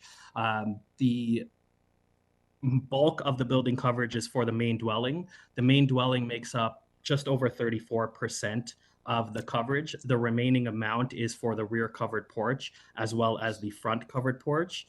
When we get to that image, the house is in green, the rear porch is in blue, front porch is in purple. If you have the slides in front of you, I can speak to those as well.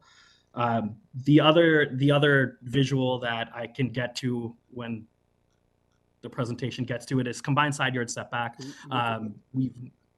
Sorry? What's the next slide? It's stuck? Okay. Yeah. Do you guys have a copy of them in front of you? I'll pull it. Yeah, we'll pull it up from our. Okay. There's a setback visual as well showing the combined setback variance. On that sheet, we've highlighted the areas in orange that are over the beyond the combined side yard setback variance. What we did is we took the combined, divided it by 2, and that's shown in the orange dash line. The orange shaded areas are the areas that are over the maximum combined. That's then reflected on the floor plans, where we've. This is kind of distracting, just the presentation not keeping up with it. Sorry about that. On the slide following, there is 2 floor plans, the first floor and second floor plan. On that visual, we're showing the amount of the house that's over the combined setbacks on either floor, first floor versus second floor. The second floor we've brought in, one, to mitigate the coverage as well as the FSI. So second floor is smaller than the first floor, and thus the combined side yard setback is also less impacted on the second floor. The building length, there's a visual in there that highlights the extent of the portion of the first floor that extends beyond the building length. It's primarily the small bit of the living room that projects forward. And then the majority of it is for the basement area that extends underneath the rear porch. There's an elevation visual that shows the maximum building length beside the porch design. In that, we're just noting that the covered porch really could exist in the same form and size, and the 1-story bit that extends beyond the maximum as well as the basement is really all encompassed in that rear porch design. So not an additional impact to any of the neighbors.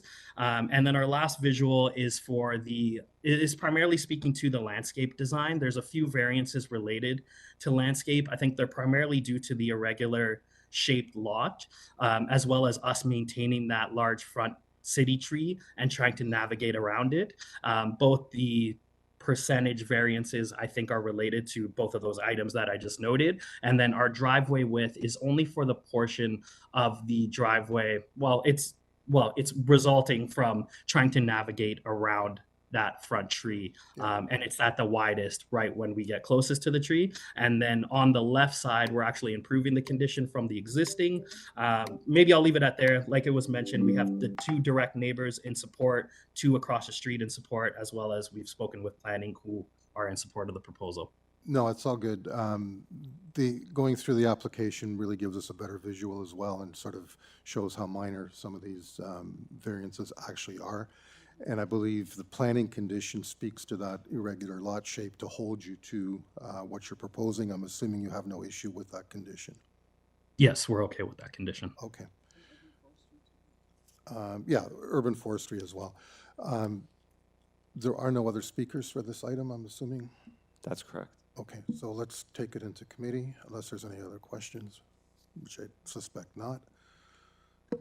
So with that, I'd like to move a motion for approval, as I believe the application meets the 4 tests, subject to the March 5th Environment, Climate, Forestry Conditions 1 and 2, and the March 4th Planning Memo tying the approvals to the February 9th, 2026 site plan as it relates to coverage, building length, and depth. Thank you, Mr. Dalton. I'll second that motion. Thank you, Ms. Alderson. All in favor? Okay, that's unanimous approval. Thank you. Thank you. Okay, item 10. 17 KIRK Braden Road East. This is an application to construct a new detached dwelling with an attached garage. There are 5 variances being requested.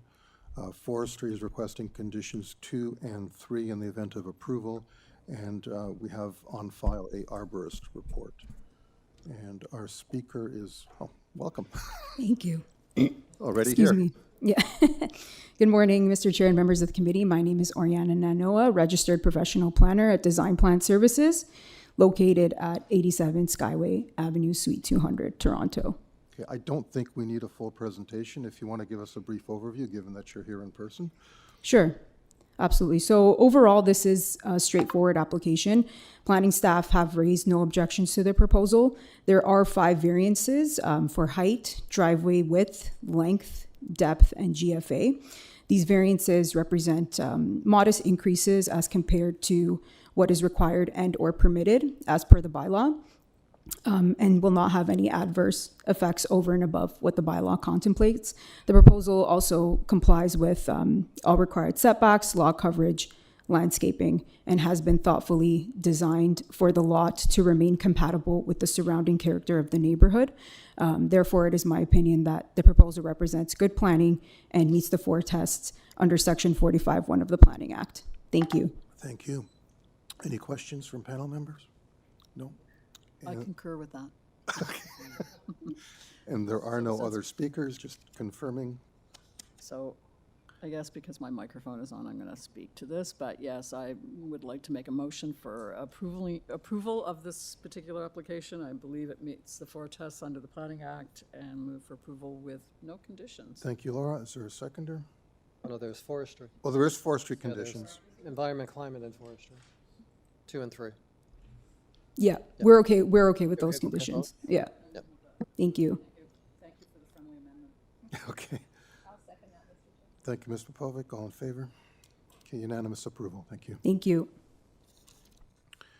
Item 11 was deferred, so we're on to item 12, which is 24 Mabel Avenue.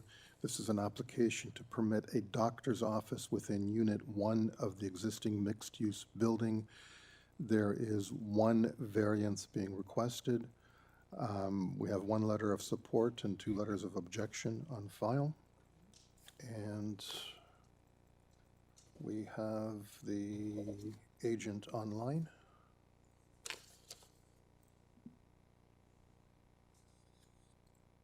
Yes, good morning, Mr. Speaker. This is Nader Tadros from Pyramids Engineering, Richmond Hill, Ontario. I'm representing the client. Good morning. Okay, can we get a presentation from you, please, as we do have other speakers, and I think we have quite a few questions which perhaps you can address before we ask them.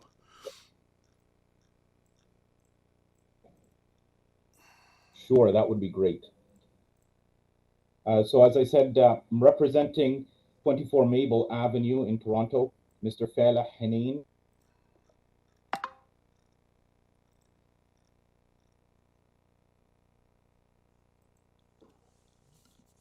Okay, do you have a slideshow or any material that you submitted that you want to refer to, or? And he is. We've kind of lost you.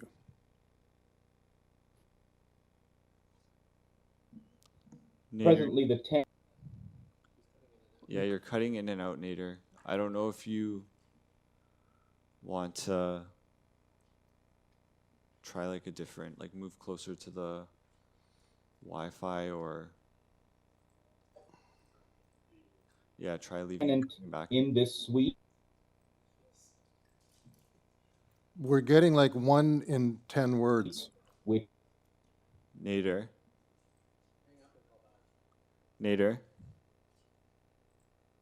Which is Nader. Oh, we're gonna make them do it twice.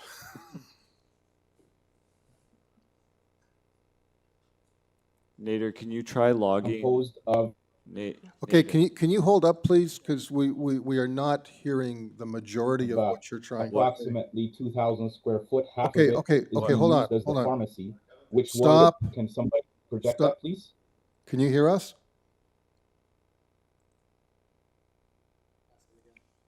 Can you hear me? Because I can't hear you right now.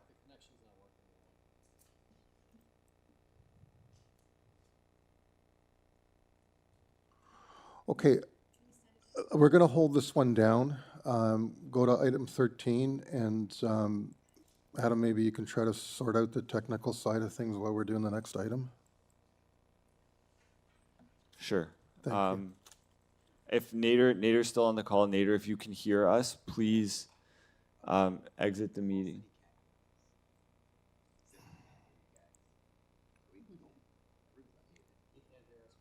Can you reach out to him by phone? Okay, Thomas, maybe you can do that, and then I'll keep Adam here to keep us going. Thank you. So item 13, 59 WESTROSE Avenue. This is an application to construct a new detached dwelling with an attached garage. There are 8 variances being requested. Forestry is requesting condition 1 in the event of approval, and Metrolinx has provided advisory comments. I have to go to my next page for speakers.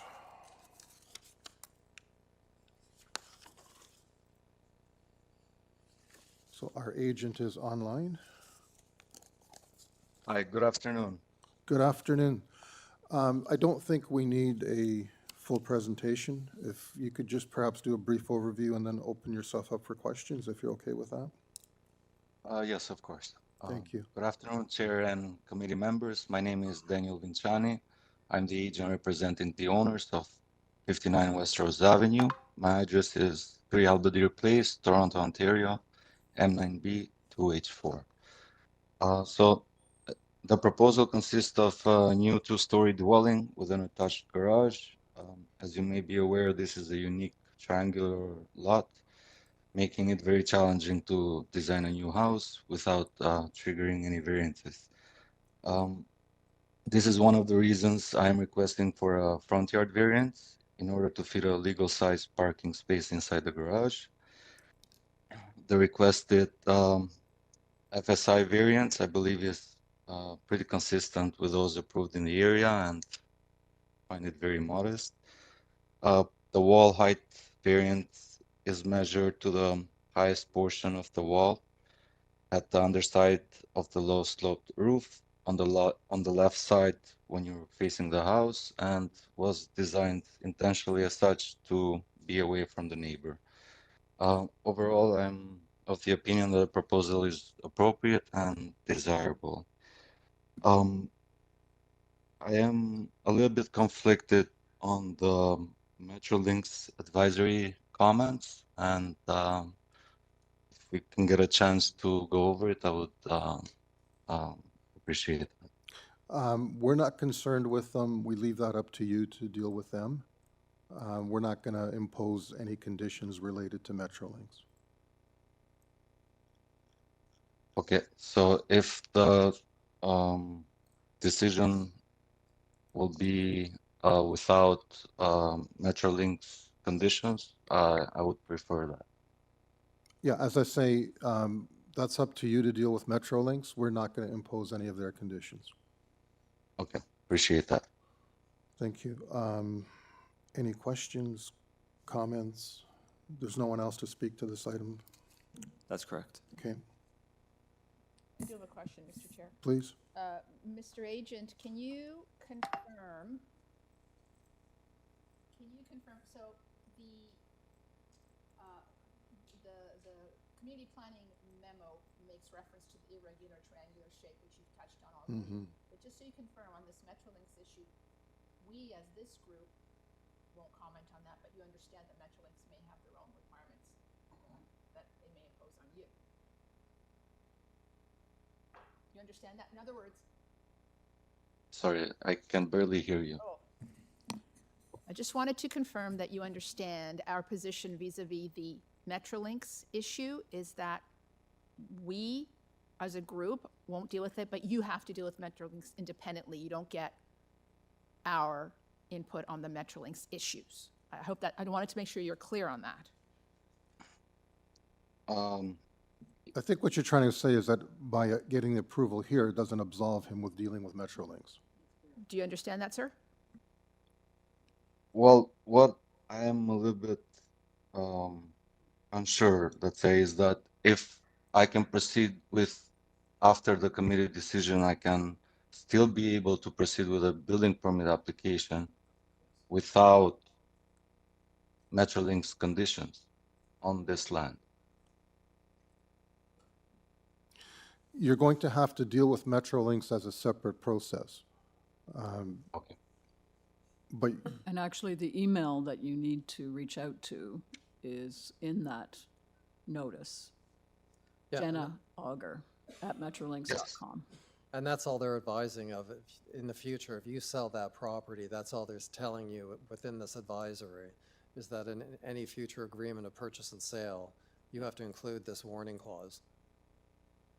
And then by doing that, you will be satisfying their advisory. That's all it is.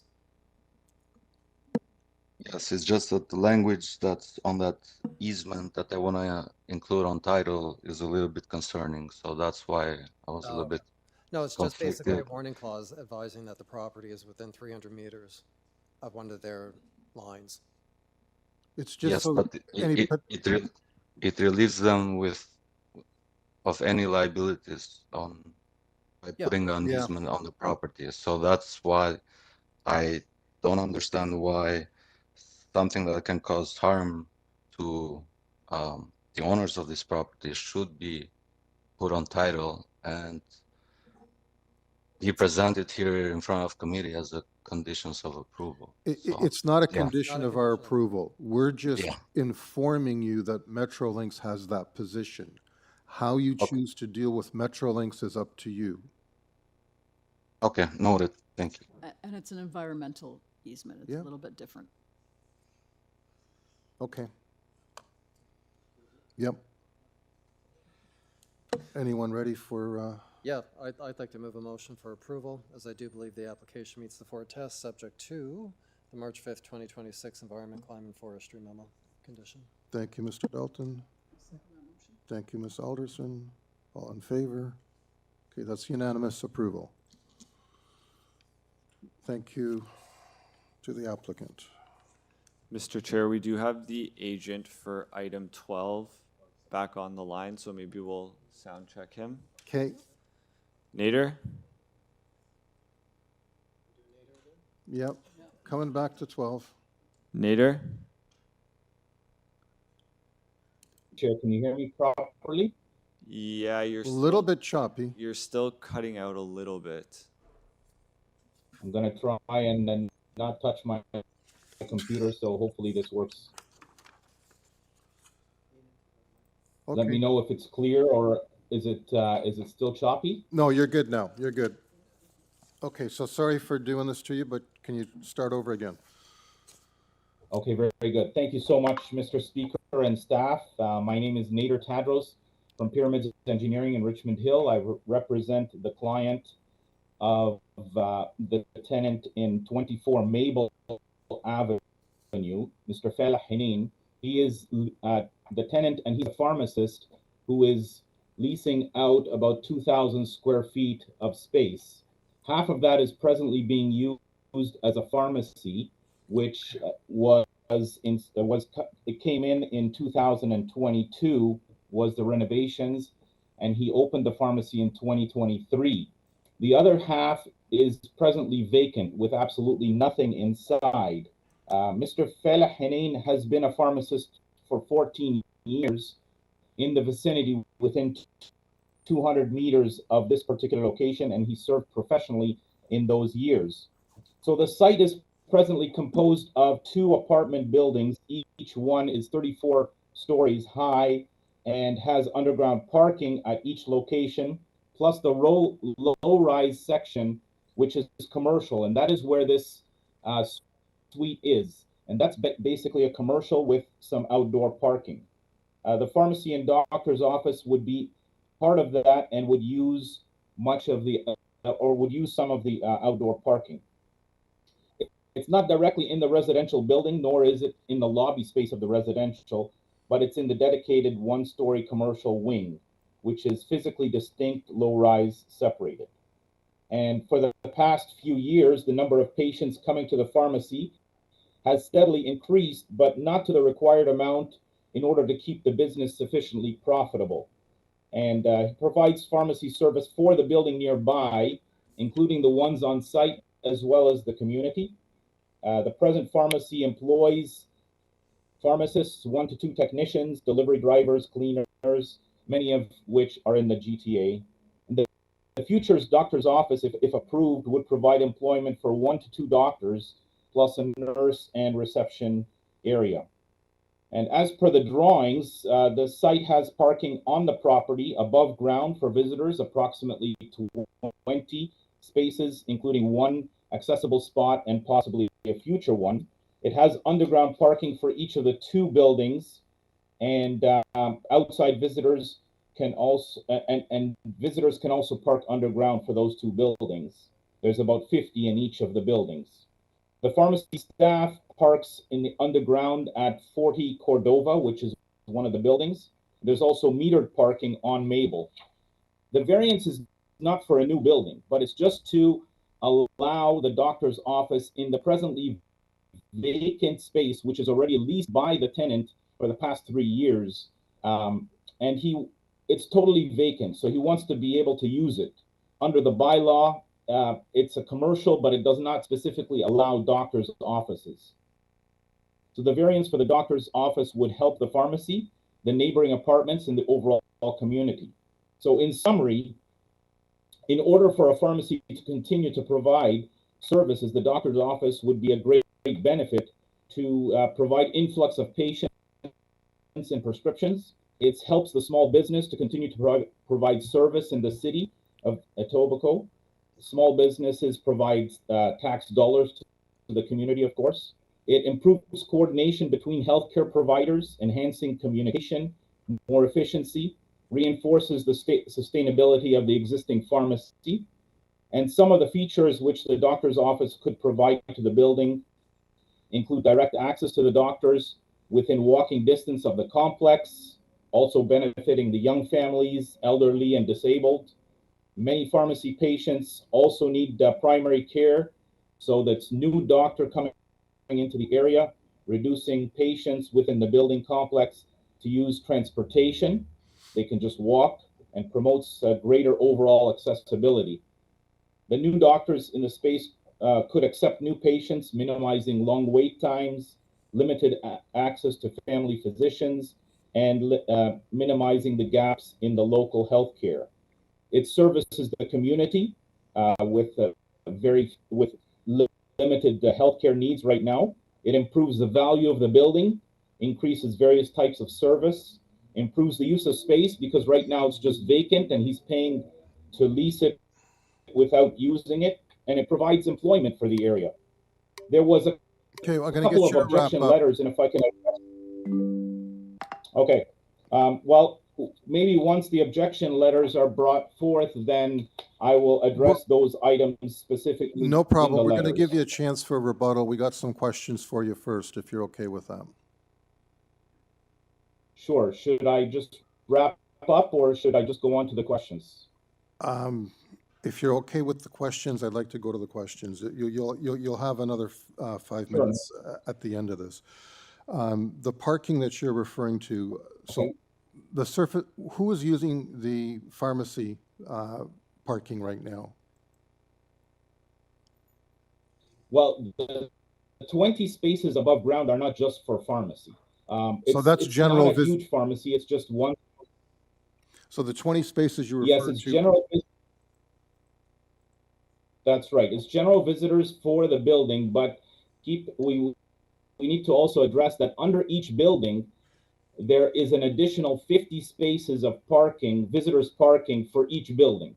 So if some visitors want to go underground, there's 50 spaces. If other visitors want to park above ground, there's an additional 20 spaces. Okay. And for a pharmacy of this size, not huge, there is not going to be very many visitors at one time to a pharmacy.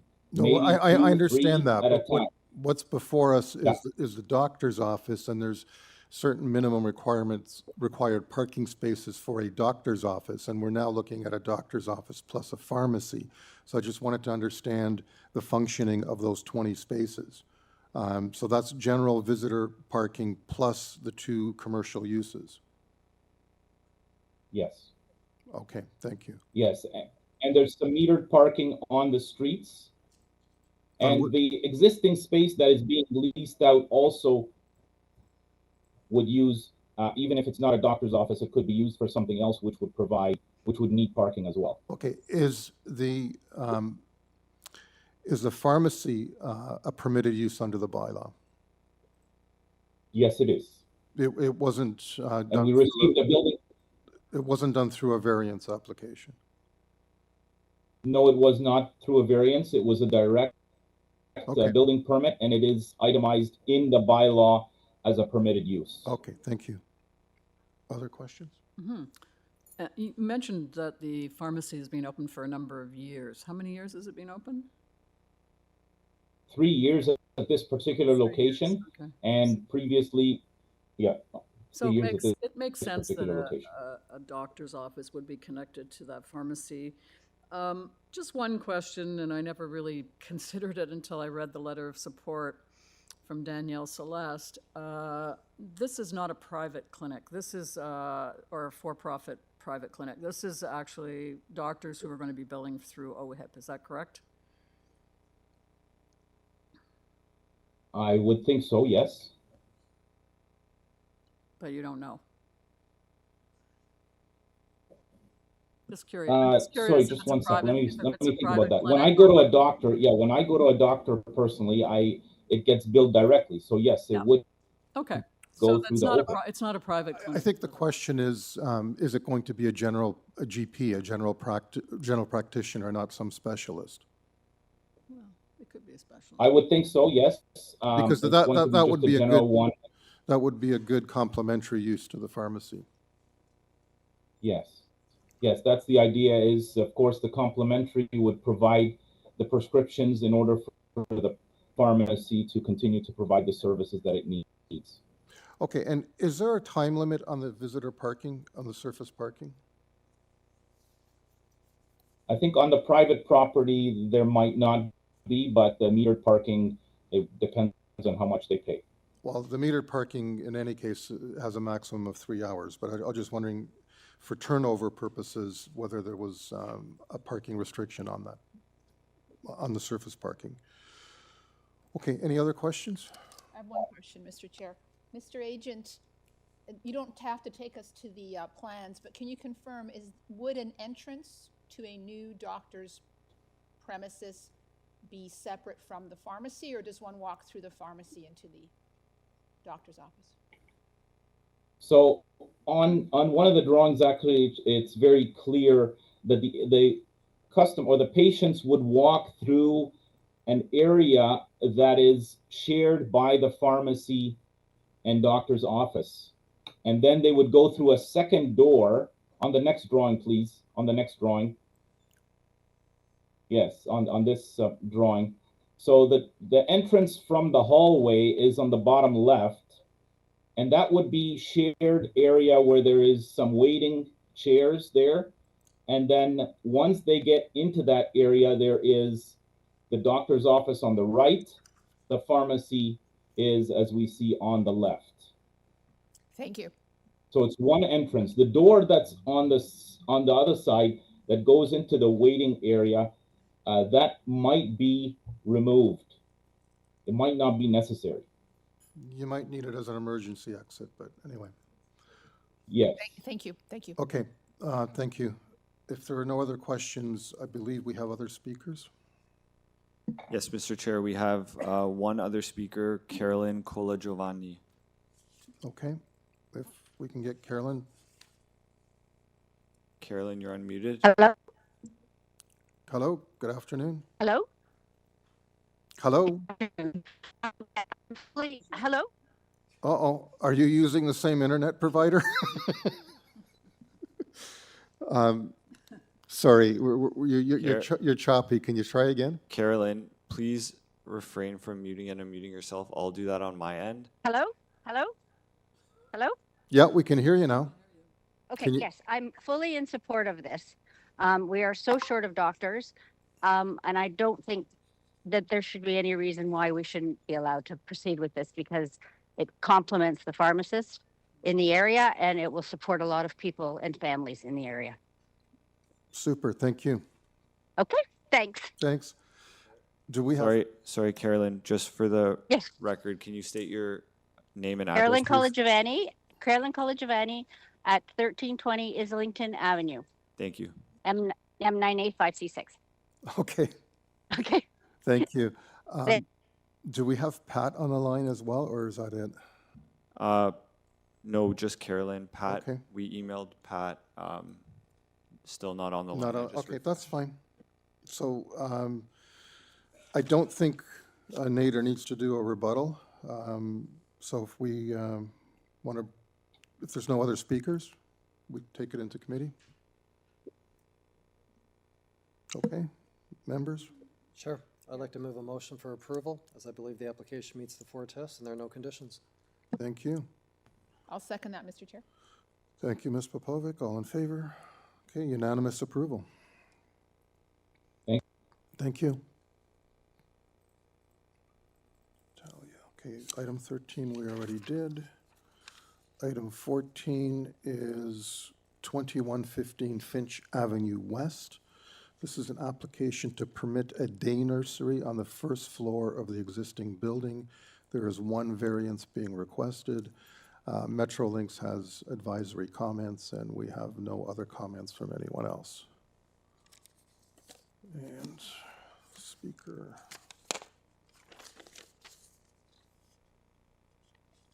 Okay, Michael, online? Yes, speaking, yes. This is Okay. Michael Hugh from Area Design representing Humber River Hospital, the client. Do you need a briefing of the I don't project? think so. I think that this is a former Humber River Hospital site, is it not? That is correct, yes. So it's an office, medical office where they permit long-term medical clients, Yeah, and you've got they there's all kinds of medical clinics that are in the former hospital, and this is correct, yeah. So part it's of all that for property. it's a medical building, correct? Right, right. So it's really, this is really a technical variance, because if it were still a functioning hospital, you wouldn't even be here. Yes, that is Okay, correct. right. So I don't think we need a presentation. I think I'll just take it to panel members. Any questions? If there are no questions No. or comments from my colleagues, Okay, I propose to move to approve this application. I believe it is, it's consistent with the four tests. I also believe that it is a reasonable use of the premises. Metrolinx has no objections, and I do not see any other conditions. nope. Okay, thank you, Mr. Povic. Seconder? I'll second that. Bill, all in favor? Okay, unanimous approval. All right, thank you. Thank you, Michael. Okay, our next item, 15, A, B, and C. This is 92 Harding Avenue. It is an application to obtain consent to sever the property into two undersized residential lots, and the resulting variances that would result if this is approved. So in part one, it would be to construct a new detached dwelling with an attached garage and maintain the ancillary building in the rear yard. That would require 9 variances. In part, where are we? In part two, it would be to construct a new detached dwelling with an attached garage requiring 7 variances. Forestry is requesting condition 3, and ECS has advisory comments as well as conditions, one of which has been removed, but we can get into that detail later. Okay, our agent is online or in person? How was it indicated to me? Online, Barry Mr. Goldman? Chair. He's been unmuted. Okay. Mr. Goldman, are you there? I am. Good afternoon, Chair, members of the committee. My name is Barry Goldman. I'm the architect and agent for this application. My address is 321 Carlaw, Unit 203.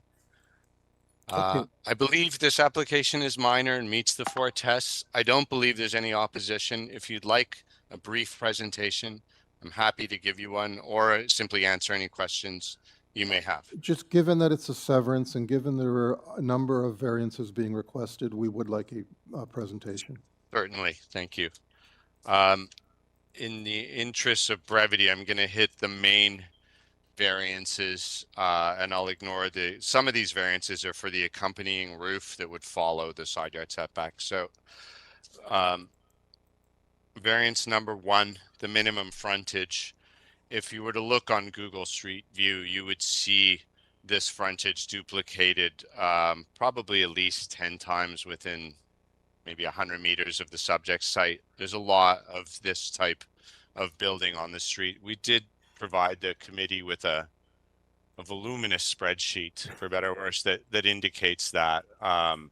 Just for example, on the flanking street, maybe 10 houses away, 69 and 67 Renfield, 68 in Harding, and frankly, the adjacent building immediately next to us mimics the massing and the frontage. So that's variance number 1. Really just indicate we'll be one of the last on the street to go in with a lot frontage of that size. Likewise, lot area, similar, the examples I just listed. actually every house on that list that we've provided to the committee. I can run through the names if you want, but I think you've got it. I think the As an immediate, area, the immediate context is really more relevant, and when you look at the site plan, certainly. you can see that in relation to the two abutting properties, so we're good. Yeah. Yeah. So again, the lot area, the frontage are similar to existing adjacent buildings. Every example that we gave the committee on that chart is equal to or less than the lot area that we are seeking for this proposal. The minimum side yard setback, again, 69 and 67 Renfield, 52 Renfield. Again, with regard to the side yard setbacks, we've set up the setbacks. The small setback is in the middle of the two houses that we are proposing to construct. So where we're abutting, 96 and 90 Harding, we've got, we're proposing a larger 3-foot setback, and the space between the buildings will be 3 feet. And that smaller setback is internal to the proposed two houses. So again, I think in terms of rhythm and massing, it's in keeping with the existing context. Exterior main wall height maximum is 7.5. We are proposing 8.15. Again, I'd suggest that's minor. There's been lots of higher walls built in the neighborhood. Roof eaves, again, that just follows the wall. The other one, they're platform, they're decks. The parking width, which I think, yeah, we managed to convince transportation to remove their objection to that. That would have been variance number 7. The parking width, really, we're proposing a smaller than typical garage. I think the interior space is 9'6", but that is done in order to accommodate both a front door to the main dwelling unit and a second entrance to a separate basement unit. So each of these houses will have 2 units in them, and essentially we're prioritizing housing against a car. The reality is for these garages, the passenger will need to get out before the driver drives into the garage. You won't be able to open both doors in the garage, but I think that's a small sacrifice in order to provide a more livable dwelling unit. We're prioritizing dwelling units over parking. Those are, I'm going to suggest, the main variances. Again, I'll say there's lots of examples in the neighborhood, including the adjacent neighbors, that have variances equal to or greater than the ones we're seeking for this proposal. And really what we're proposing to do is take what's currently an oversized lot that's got one house and a great big side yard next to it, and put 2 good houses on it that'll provide good dwelling units for families upstairs and a basement apartment downstairs to provide additional housing. Planning is on board. We don't have any objections from any of the neighbors. So again, I'll suggest the variances are minor and meet the 4 tests. Thank That you. was my 5 minutes. Yep. Perfect. I have one question, and it has to do with the interior side yard setbacks. Yes. You're proposing a less than half a meter for each of the 2 properties for an overall distance of 3 feet. Do you think that that's reasonable to extend a ladder to service your eaves? I think it is. I will suggest that the eaves cleaning there, I mean, is probably going to require cooperation between neighbors. It will be a little tricky to get a ladder up in there, but again, this condition exists up and down the street currently and does follow I know it does, and just because I would say if past mistakes shouldn't necessarily be repeated. Okay, I'll give you my issue with this. If someone builds a fence there, I mean, these are going to be separate lots of record. It's not going to be, it's not a condominium situation. There's no common right of way being proposed between the two houses. So, understood. In that case, if it's simply a matter of cleaning eaves, the eaves trough would need to be cleaned from the roof if the neighbors are unwilling to cooperate. But that is, again, a condition that is going to exist up and down the street. If we were to increase the setback, I'd suggest we'd probably have to lose the second dwelling unit because we wouldn't have enough room for a garage and 2 doors. So it's a question, and I live in Cabbagetown downtown, and Yeah, I I get clean it. my own eaves. I go up on the roof. I get I it. have a harness. I understand that, but you know, the bylaw does call for 1.8, and there's a reason for that. And, you know, this isn't downtown where we've got to live with the sins of our forefathers, but Fair enough. anyway, it's just a personal pet peeve, and I just like. No, I mean, it's never going to be perfect. It's really a question, what do you prioritize? Additional housing units? Understood, And understood. yeah, Well, you could do that by creating 2 semis as well, so just saying. indeed. Okay, thank you. Anyone else? Okay. No other speakers? Adam? No? Sorry, no, Mr. Chair. Okay, so let's take it into committee. So we've got ECS with conditions that have been revised, and I don't think there's any other, forestry. Forestry, yeah. So with that, I'd like to move a motion for approval, as I believe the consents and the variances requested collectively meet the 4 tests, subject to the March 5th Environment, Climate, and Forestry Condition Number 3 and the February 3rd, 2026 Development Review Memo with the now 2 conditions it contains. Thank you, Mr. Dalton. Well done. Is there a seconder? I will second that, Mr. Chair. Thank you, Ms. Popovic. All in favor? Okay, that's unanimous approval. Thank you, Barry. Okay, on to item 16.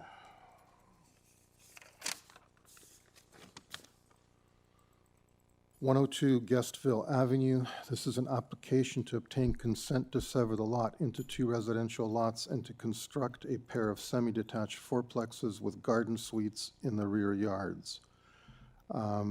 This severance, should it be approved, will also have resulting variances as follows. On part 1, there's a request to construct a new semi-detached fourplex with a garden suite in the rear yard requiring 10 variances. On part 2 would be, again, a semi-detached fourplex with a garden suite in the rear yard and also requiring 10 variances.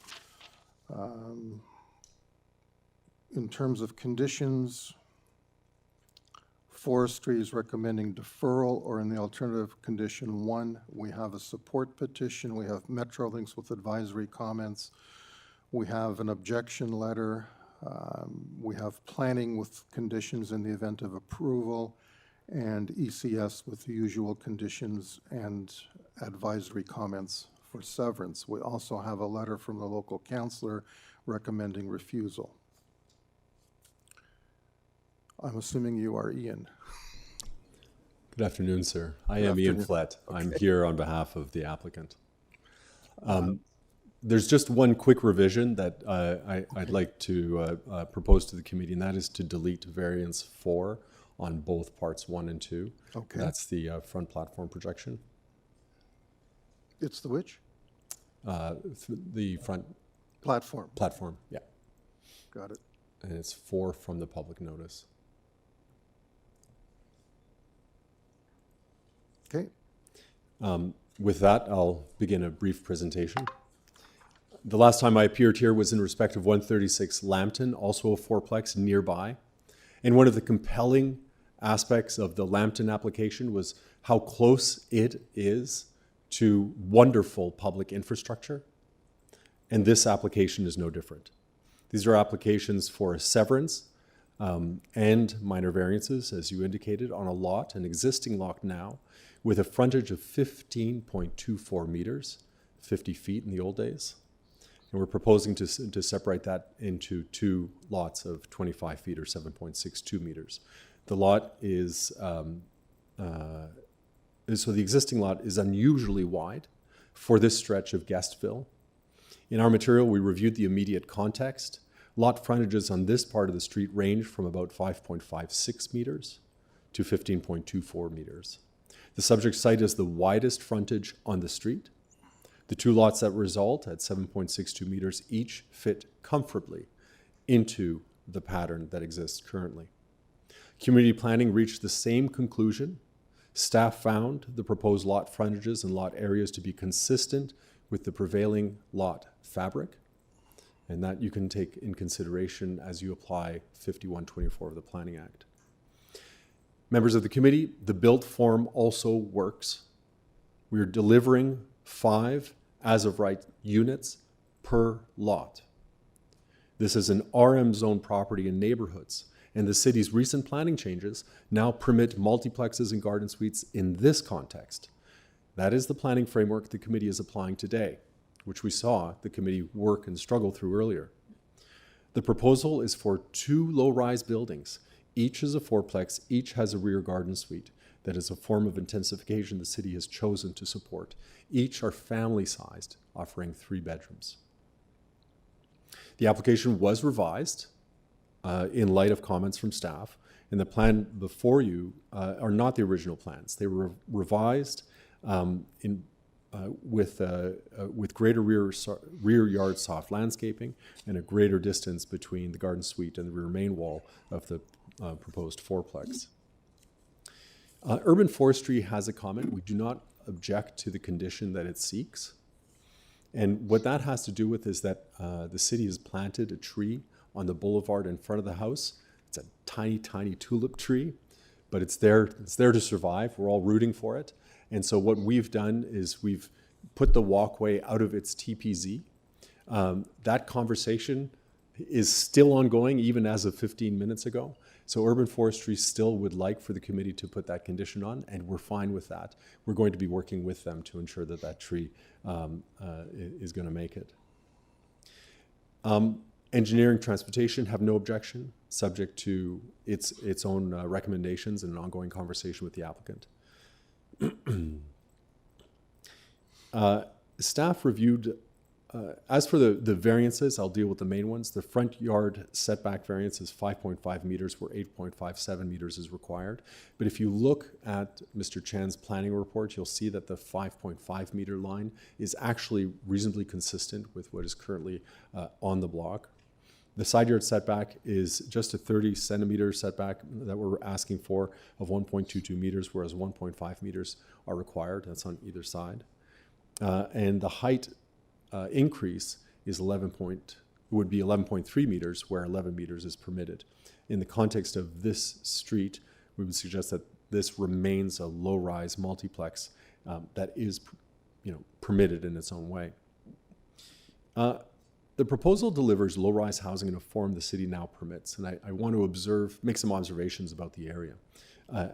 I looked it up very quickly. The walk score of this site is 75.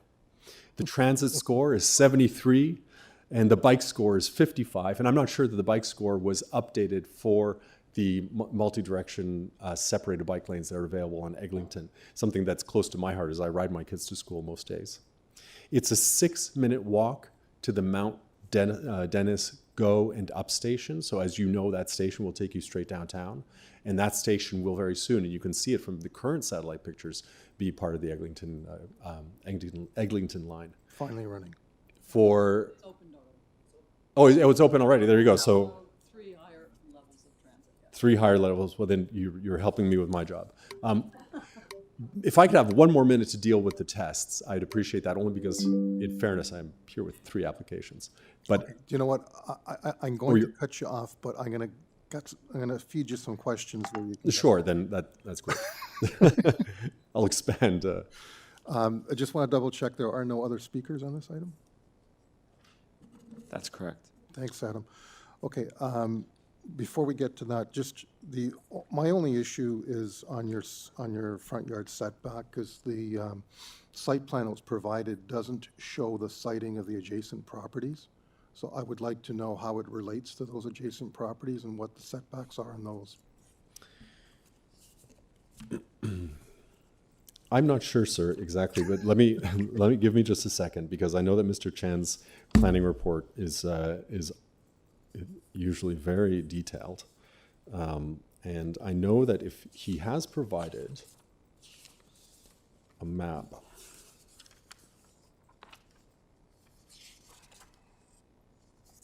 at page 5 of his planning report. So this is the March 4th cover letter. And it unfortunately it shows the existing conditions, so it's not helpful in terms of seeing the next door neighbor front yard setback. And Yeah, but then you survey- got to toggle between the survey and the site plan. I mean, it's just, if you're doing, just a general note, I mean, if you're asking for a front yard setback variance, you need to show us how it relates to the immediate context. I understand that, sir. And I can understand your frustration there. I would indicate that planning staff had asked for that as an increased setback, which is something that we then did. And so I know that that doesn't It's bind probably all your right, opinion. but we're making the final decision, so we'd like to have the full evidence. Yes, understood, sir. Okay, and I'm just going to give you a chance to touch base on the other variances then. So I'll just go very quickly, and not in terms of the variances, but the four tests and dealing with the. In our submission, of course, this would meet with the general intent and purpose of the official plan. The official plan pushing in this direction, and of course, you are at the forefront of the implementation of those policies. Also, same thing with the garden suite.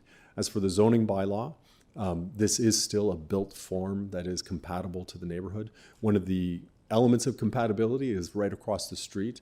There's a beautiful neighborhood church, and that creates that openness that I think is complementary to the area. On the question of desirability, this is a housing type in a walkable that is being proposed in a walkable neighborhood. Finally, as it concerns minor, certainly the policies are the substantial change that neighbors and this committee have had to grapple with, but that does not mean that the impacts themselves are adverse to the neighborhood. The letters of opposition that were received were from neighbors to the back, the rear neighbors on Elhurst, and they also have 120-foot deep lots. So there's quite a lot of space between the proposed garden suite and their homes. Those are all the comments that I would add, subject to any other questions the committee may have. That's good, thank you. It was actually only just one letter of opposition, so. Oh, sir, I have here now the magic of technology. I can tell you that 100 Guestville is 8.06, and 104 Guestville is 9.08. Sorry, those are the front yard setbacks? Those are the front yard setbacks of the Sorry, neighboring properties. Can you repeat that again? 8.06 for 100 Guestville, Yep. and 9.08 for 104 Guestville. Sorry, for? 104 Guestville. 104, thank you. Yeah. Now, one of the challenges, of course, is that in the old days, before there were changes to the policies, you would have grappled with policy 4.1.5 and the prevailing character. We've been making a lot of submissions to the TLAB, and they've been accepting that the new OP policies pushing for multiplex means that you can't easily apply both. So you apply the more specific. And because official plan policies are asking for multiplexes, that more specific policy is what's appropriate. Of course, the 5.5, as I indicated, but I'll repeat it, is informed with staff input. Okay. Plus, you need that front yard setback to do any kind of reasonable rear yard open space. Correct, sir. Okay, thank you. Any other questions?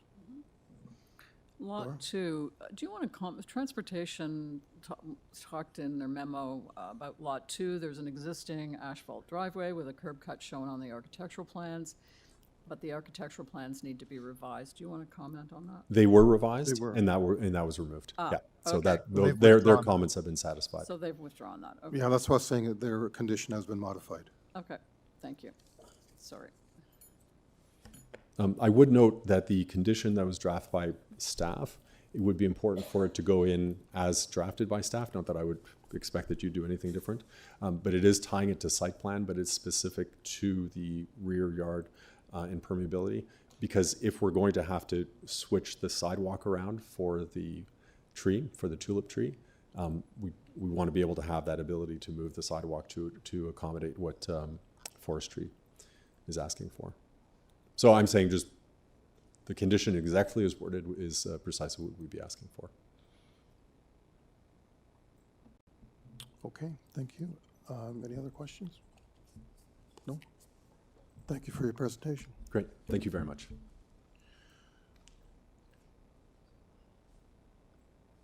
So We have the application. Any discussion, or is anyone ready for a motion? Just before a motion is discussed, you know, well, I always take any counselor's letter of objection into consideration when I'm making a decision, because she's not just speaking for herself. Likely she's had a number of people who maybe are not familiar with the process that we go through call her and say, look, we don't like this. So she then drafts up she doesn't draft up a letter unless she's had somebody call, at least one person, maybe multiple people.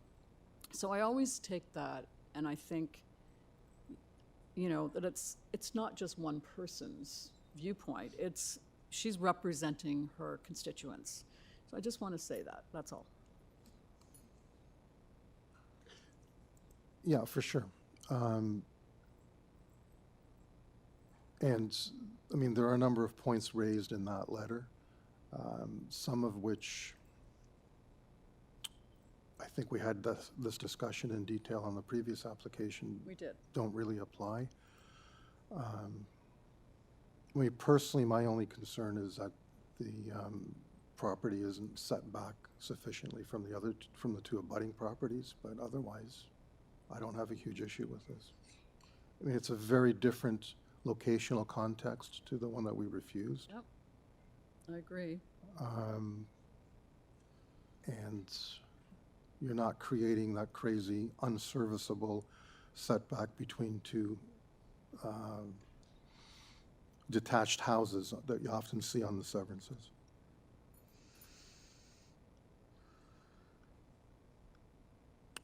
So, All that being said, I still think this may be an overdevelopment of that lot. So. okay. Let's go. I just think, you know, yeah, a fourplex and a garden suite on both. I think it's asking a lot of that lot.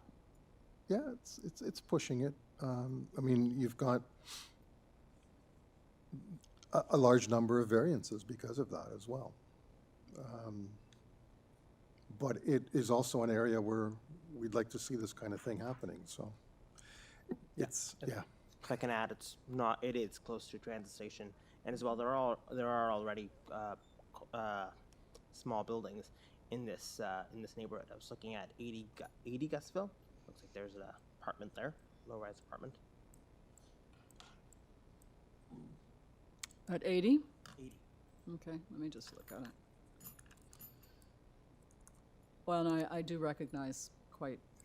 I'm going to sneak a peek here. Oh, yeah, I see that. Okay, 80 Guestville is, yeah, mid-rise apartment block. Yep. Which is low set rise. back, though. Which is set back.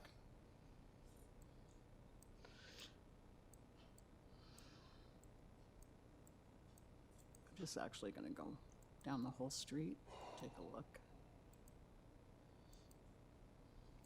We also have a support petition for this one, which is unusual to some degree from these kind of applications. Yeah, it is. It looks like there's a school on that street too as well.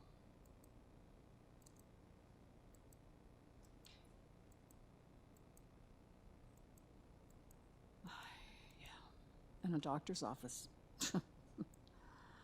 Medical center. Well, I don't know why, but when I try to call up this property on Google, I get blanked out, so are you having better luck? No, I'm blanking out too. Okay. I mean, I'm not personally blanking out. No, I know, but they just don't seem to want us to look at it. No, they don't. And you can block your. Oh, you've got it, okay. That's it. Okay. Can we just get a look at the neighboring properties? I can zoom out a bit. On either side? Oh, that's the photo, okay, yeah.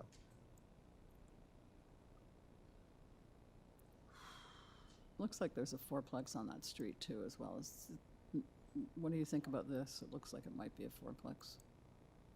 Or a threeplex. Well, a fourplex probably. Yeah. I I just wish it were like one fourplex and one garden suite, and I'd feel okay about that. These are undersized lots, correct? Is that The majority of the variances really relate to the two garden suites. If I'm not mistaken. There are no variances for frontage or area. Sorry? Laura had asked if they were undersized. They're not.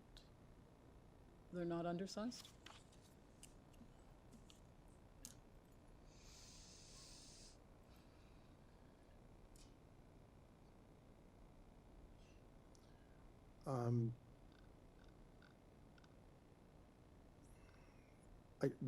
We don't like doing the King Solomon thing of slicing the baby, but you do have that option potentially.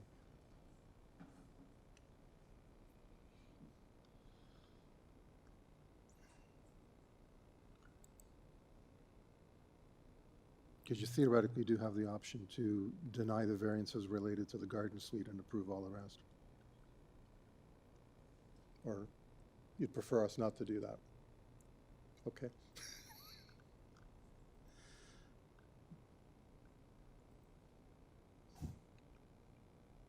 Bill, any comments? Well, I'm of the opinion it's a good application. I thought so, but I just would like you to verbalize that, yeah. Yeah, but Okay. I'll move a motion. I don't know where it's going to go, though. So with that, and based on the evidence provided, I do believe the consent and minor variance applications meet the four tests, and I would move approval subject to the March 5th, 2026 Environment, Climate, Forestry memo, as well as the March 4th planning memo, noting that it be tied to the March 2nd, 2026 site plan as it relates to rear yard soft landscaping and the permeable paving in the rear yard. As revised. So we're now looking at ECS 9. conditions. Sorry? ECS conditions. ECS, engineering. Engineering construction Yes, services. thank you. Okay, so that's a motion from Bill. Is there I a feel seconder? comfortable seconding that motion. Okay, thank you, Alex. All in favor? Opposed? Okay, the application passes on a 4-1. Thank you.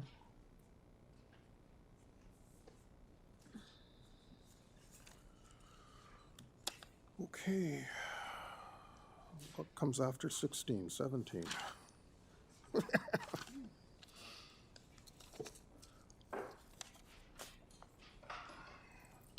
Item 17, 57 Gaydon Avenue.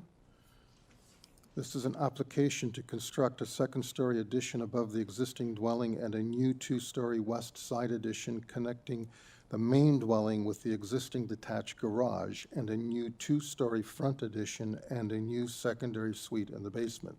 That's a mouthful. There were 3 variances being requested. That's now been revised to only 1 variance, which has to do with the rear yard setback.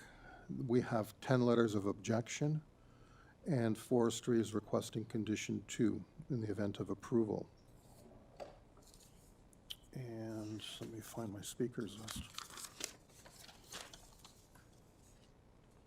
Okay, our agent is online. Good afternoon. Good afternoon. My name is Sarush Kalustian from HSK Design Inc. Our address is 1800A Avenue Road, and I'm the applicant agent. Excellent. Can you please give us a full presentation? Sure. I just want to, before the presentation, I just want to mention that you mentioned 10 letters of objection. Some of those letters were 2 separate letters from the same address. I tried not to double count the addresses. Okay. So I do want to also mention that I got an email from this morning from Paul with a letter of support from 84 Gaydon Avenue. Just want to make sure, I'm not sure if you guys received that, but I just wanted to put it out there. No, it's too late. No, it's too late. Past the deadline. Okay, that's fine. So I'll just move on, I guess. Mr. Chair, members of the committee, thank you for hearing us again today. This is now our third time coming before this committee. At our first hearing, the application was refused. To be honest, I have watched the recording of that meeting multiple times, probably 10 by now, and I still struggle to understand the primary reason for the refusal, other than one committee member stating that it was too much house on this lot. In response to that, we reduced the lot coverage along with other variances because that was the only clear concern we could identify from the committee's discussion at the time. At the second hearing, there was still significant opposition from neighbors. Wanting to approach this constructively, we requested a deferral so that I can meet with each neighbor individually, gather their feedback, and explore potential adjustments to the design. Immediately after the deferral, I contacted every neighbor who had opposed the application and offered 4 different ways to communicate. One by email, one by phone, or through virtual meeting or a meeting on site to make the process as accessible and convenient as possible. Despite all of these efforts, every neighbor except one declined to participate in any form of a one-on-one discussion. Instead, the remaining neighbors collectively insisted that they would only meet as a group. To be honest, based on my 15 years plus of experience, group discussions tend to be far less productive and often do not allow individual concerns to be addressed as effectively as a one-on-one format. So they chose to refuse my offer for individual conversations. Even though this approach would have required significantly more of my personal time, I was fully committed to it because I genuinely wanted to understand each person's concerns and work towards solutions. The one productive call I did have with a neighbor was extremely helpful. He explained that the rear yard setback was his primary concern. Based on that conversation, we agreed that the best approach would be to maintain the existing footprint of the current garage and keep the existing wall heights. This would significantly reduce the impact of the variance, making it clear that the only reason the variance is triggered at all is because of the garage's long-standing existing size and location. Following that discussion, we went even further. We removed every other variance, all of which, in my opinion, were minor to begin with, but we removed them anyway in an effort to demonstrate our willingness to compromise and to address concerns directly. What remains now is a single variance, and it is an already existing condition. Even if the garage were considered a detached accessory structure, its current location would still fall outside the zoning requirements for this lot. We are now here for the third time, presenting a proposal that has been significantly revised and simplified. We have eliminated all but one variance, and that remaining variance reflects an existing situation on the property. Planning staff, as you can see, have issued a positive report supporting this application, which they typically only issue a report when they have concerns or objections. The fact that they have provided a supportive report speaks to the reasonableness and the appropriateness of what we are proposing. I also want to highlight that this property is a corner lot, not a conventional interior lot like those of the neighbors who have opposed the application.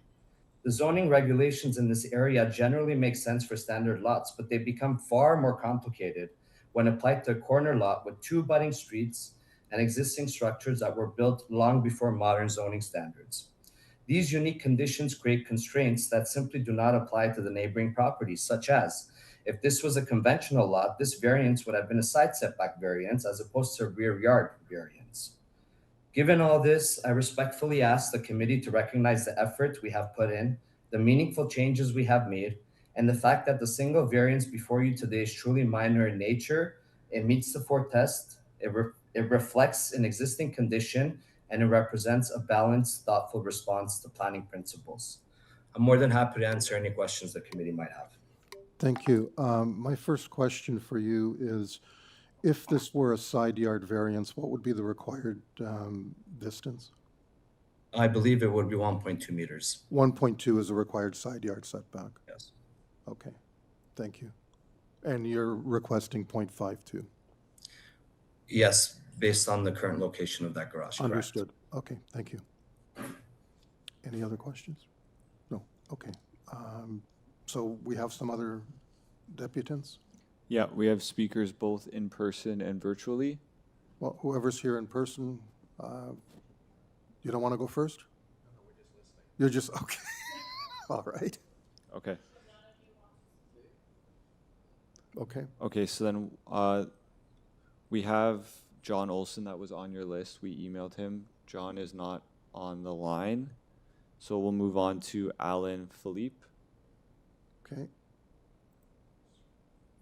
Good afternoon. Hello, Alan Philippe, 45 Strathburn Boulevard. I am opposed to this. Just let me start by addressing HSK Design's cover letter, and I have attached. I got Paul to attach our communication, which was no less than I believe 10 emails, and he seems to have missed all that happening.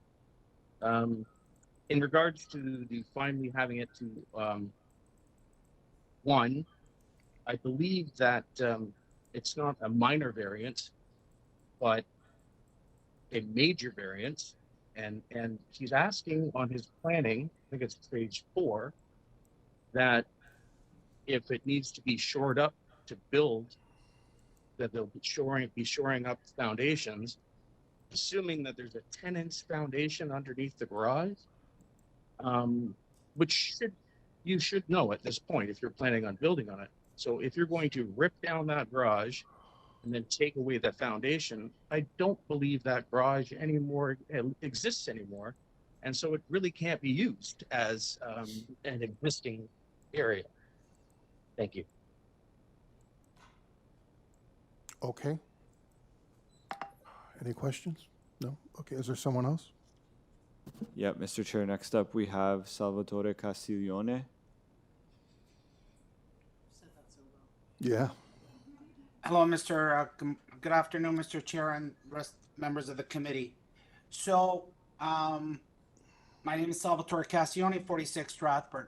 So we've been at this. This is the third time that we're kicking around the cat. And in baseball, usually when by the third strike, you're out. So I understand. I have enough understanding of Mr. Siraj's proposal. Okay, and that major variance still stands. He doesn't seem to get the point. It's a 93% variance on it. Okay, that impedes on it's a rear yard setback, and it encroaches on the space and privacy of adjacent homes, besides other issues with it. And the fact that he said that it's a corner lot, well, my friend, you bought the corner lot. You should have known what you can build or what you can't build, okay? And the fact that he didn't want to meet with the rest of the group, I don't agree with his opinion that he says in a group setting it's not useful. Group meetings are useful. If his group meetings aren't useful, that's his issue. That's not my issue. He just wanted neighbors to go against each other. So he has one major variance, and I repeat, it's a major variance. It's 93%, and this will impact for other homes that want to be built. And I say to this committee, and I truthfully say to this, that if this proposal gets approved, there's no sense in having a committee of adjustments. There's no sense in having any policies or whatever. Just let everybody build what the heck they want and move on. Because this has just been a waste of time, my time, the other neighbors' time, and taxpayers' money. Thank you. Thank you, I think. Any questions? No. Okay. Anyone else? It's okay. Oh, hold on. It's okay, Adam. We're...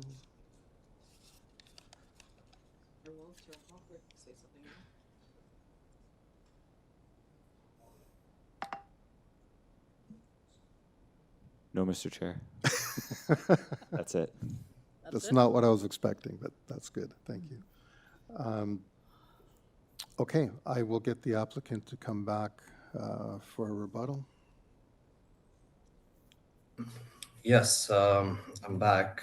So listening to the garage foundation, I just want to make it clear that we are not proposing an addition above that garage. So the one side wall, which is, I believe, the east side of that garage, potentially is going to require an underpinning situation, which is not the side close to the property line. It's the other side.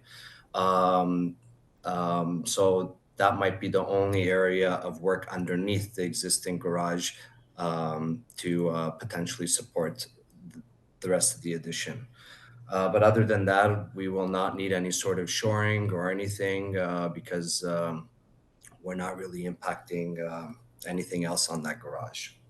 And that stands as existing. In regards to 46 Strathburn, I mean, you know, I understand in a conventional lot, in a situation where a rear yard setback at a 0.52, I agree with you. That would be a major variance.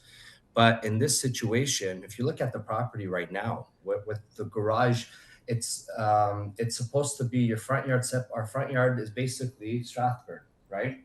And our side is gated. But if Strathburn was our front yard, the driveway should have been on that side, but the existing driveway is catering to that garage on Gaydon. So our rear yard, there is no really rear yard even in this existing situation, right? So, I mean, the planners, they understand. They know that this is a corner lot. They know how the zoning applies in these ways, and they also agreed that this is not considered major because of the existing garage's location.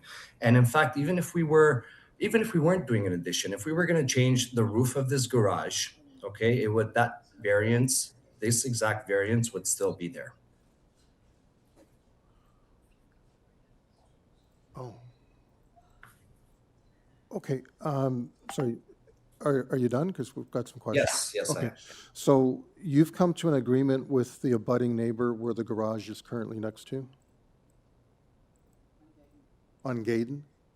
So, what do you mean by an agreement? Well, you said you had a discussion with them and that you've agreed to not do an addition over top of the garage? Well, we never had an addition over the garage. That was never part of our proposal.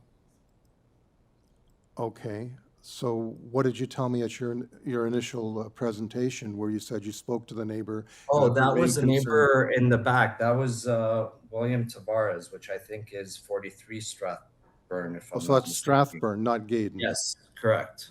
Okay. He was the only one that was actually called, and we had a discussion together. And based on his discussion, we actually made adjustments.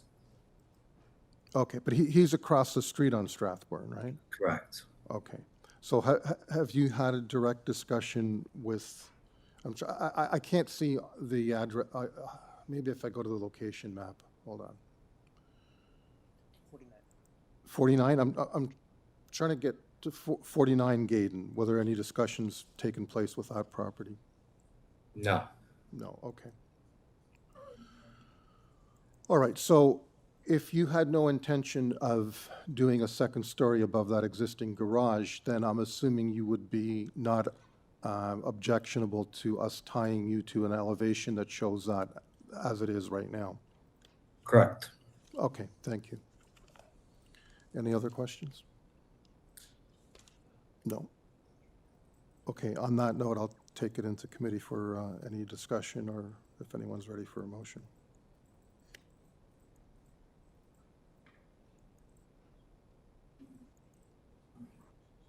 So we're down to one variance. Forestry is requesting condition 2. Yep.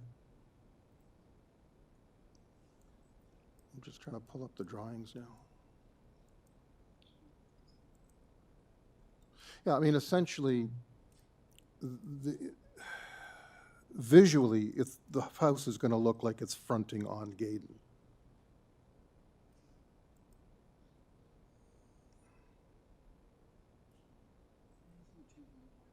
No, the driveway's not changing.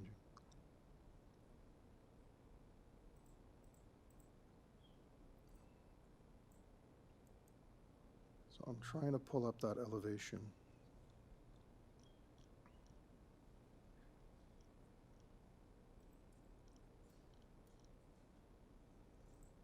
So that would be drawing A 3.1.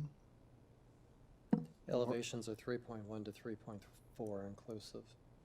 Did you want to throw them all in? No. Okay. everyone's concern is that so-called rear yard setback, and that's the only one that addresses that issue? It's Yeah. 3-1. 3-1, yeah. Yeah. Yeah, I mean, there's quite a few of these corner lots that have been snuck in essentially without a backyard.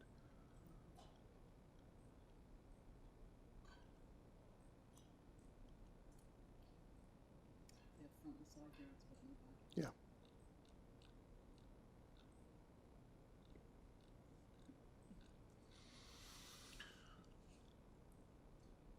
The portion of the garage that's existing, that's being maintained, is 1 story. With that setback, you could always tie it to the plans so that they can't build above. Okay, but by tying it to the elevation, they can't build above either, can they not? Yeah, yeah. Yeah. Yeah. So what, add site plan and elevation? Yeah.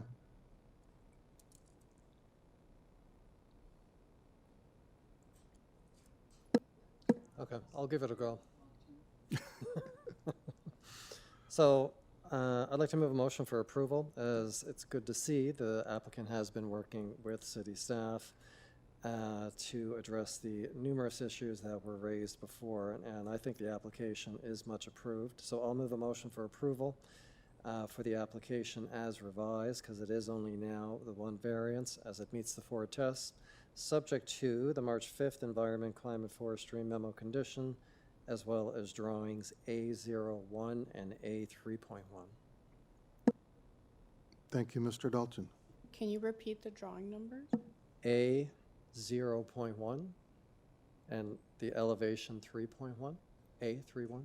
So site plan and elevation. Elevation, yeah.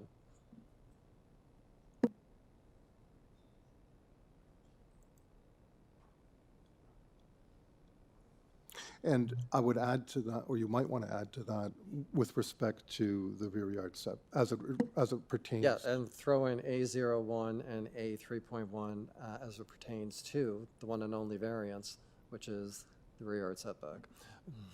Are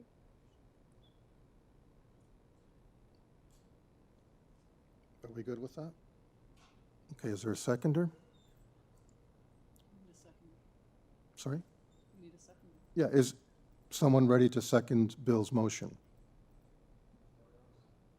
I'll second that. Thank you, Ms. Popovic. All in favor? Okay, that's unanimous approval. I think we've come a long way from where it started. Okay, 1 item left. Want to go through without a break? Can we do a 5-minute break? Thank you.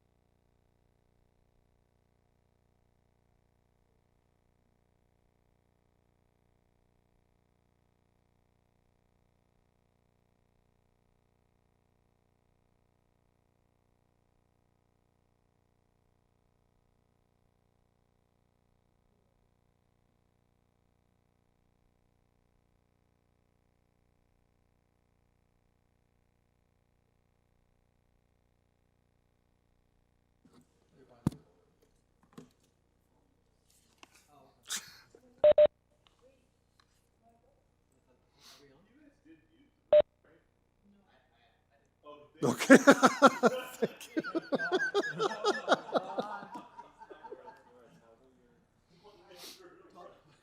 Toggle my what? But they also said that if you have this mic on, it catches these. Did you hear that? Are we on or? Are we ready to roll?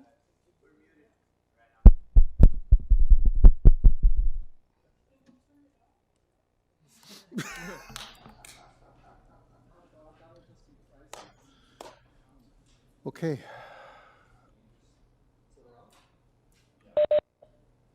Who is that? What's that? Okay, so we're back. Okay, thank you for that break, much needed. Item 18, 20 Water Beach Crescent. This is an application this is an application that was deferred from November 20th of 2025, and it is application to construct a new detached dwelling with an attached garage. There are 5 variances being requested. Forestry is requesting condition 3 in the event of approval, and we have a letter of objection on file, and we have nothing else. And I believe the previous application had 8 variances. We are now at 5. And our agent is online. Yes. Daniel, you're unmuted. You can speak. Okay. Hi, my name Welcome. is Daniel Allen. Address 66 Malta Avenue, Brampton, and I am here for 20 Water Beach. Excellent. Can we get a brief overview, just given that you've been here at least more than once? Just want to get some context. Okay, yes, we had a few minor variances. Some of them wasn't really minor in nature; it was a little major, and we get to revise the drawing of planning and zoning, and we all came to an agreement. I reduced a lot in the variances, and also in terms of the setbacks and the coverage, and also the GFA. All these things has been reduced, and planning and zoning supported it, and we decided to go to committee with what we agreed to. Okay. We don't have any other speakers, do we, Adam? That's correct, Mr. Okay, Chair. we do have a letter of objection from the immediate neighbor. Very lengthy. I don't know if you've had a chance to read that. I don't know if you could address any of that.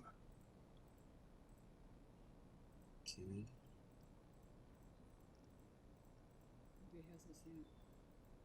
Have you seen the letter of objection from number 22?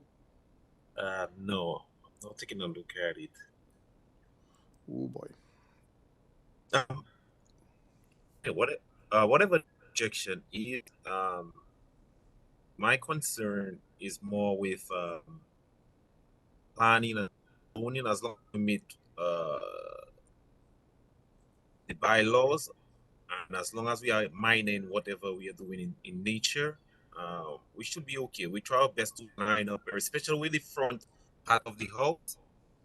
We try our best to try as much as we could see to line it up. Even if we go in a little bit more from the 2 neighbors, that's fine. At least we are not in their pathway in the front, concerning when we referencing to the street. Okay. Just pull up the plans here. Hold on.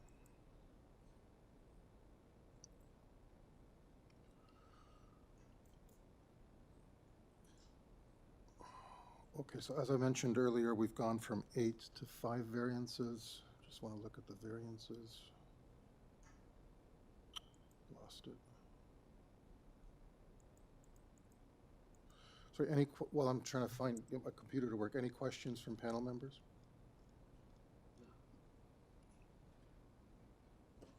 No, just a comment that email that we did receive was written by a son who was writing in for his some odd year, 86-year-old mom. So I thought that was actually rather sweet that he did that. And Weren't really addressing the variances, it was really other issues, but no, just that he was worried about her being consumed by construction. yeah. Yeah, and because apparently there was a big house built on the other side. Okay, so I've got the variances up now. Okay, so I guess we'll take it into committee. If there are no other questions, is there any discussion, or is anyone ready for a motion?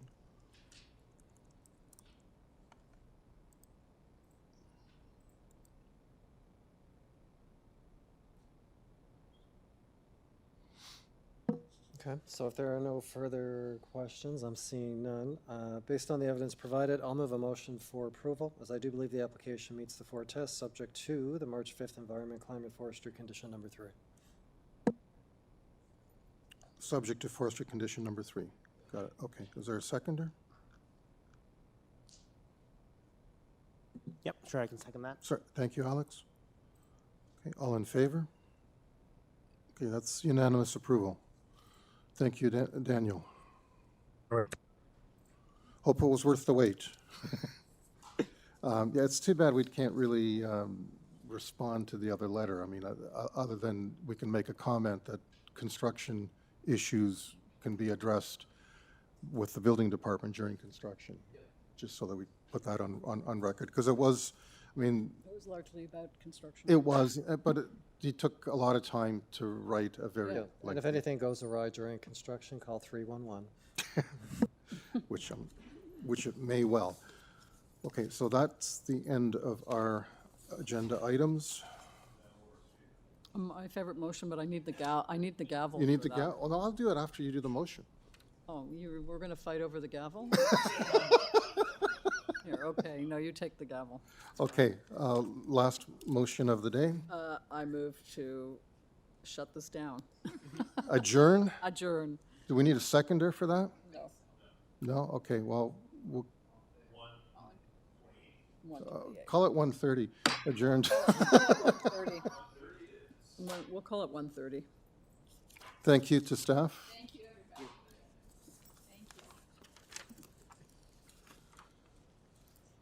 3, 4, 5, Okay, 6, lunch? 7, 8, 9, sure. Not for me. You're gonna go I'm home? gonna go. Are you guys staying for lunch? Yeah, I think we're gonna go for lunch, because we have to eat anyway. Okay. Laura, did you see my note about your Daily Bread food bank? Yes, I did, thank you. Try and use it. I got it, but Try and use it. Paul's already taken the stuff into the accountant, Oh, because has he's he an already? What a eager keener. beaver. What a keener. But it's okay, he just forwarded it to them That's to fine. consider it, so it's fine. Yeah, you know what, and we've had 2 things come in since he took it in, like a few days ago. I said, That's the problem with sending it in early, good for you. But then what happens? Do you add additional stuff? yeah, you do, and then, it pisses off the accountant. Yeah. Then they charge more. Okay. See you here next time?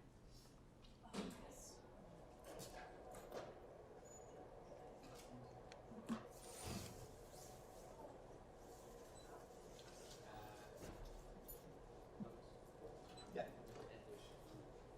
Oh, yes. Thanks for lighting.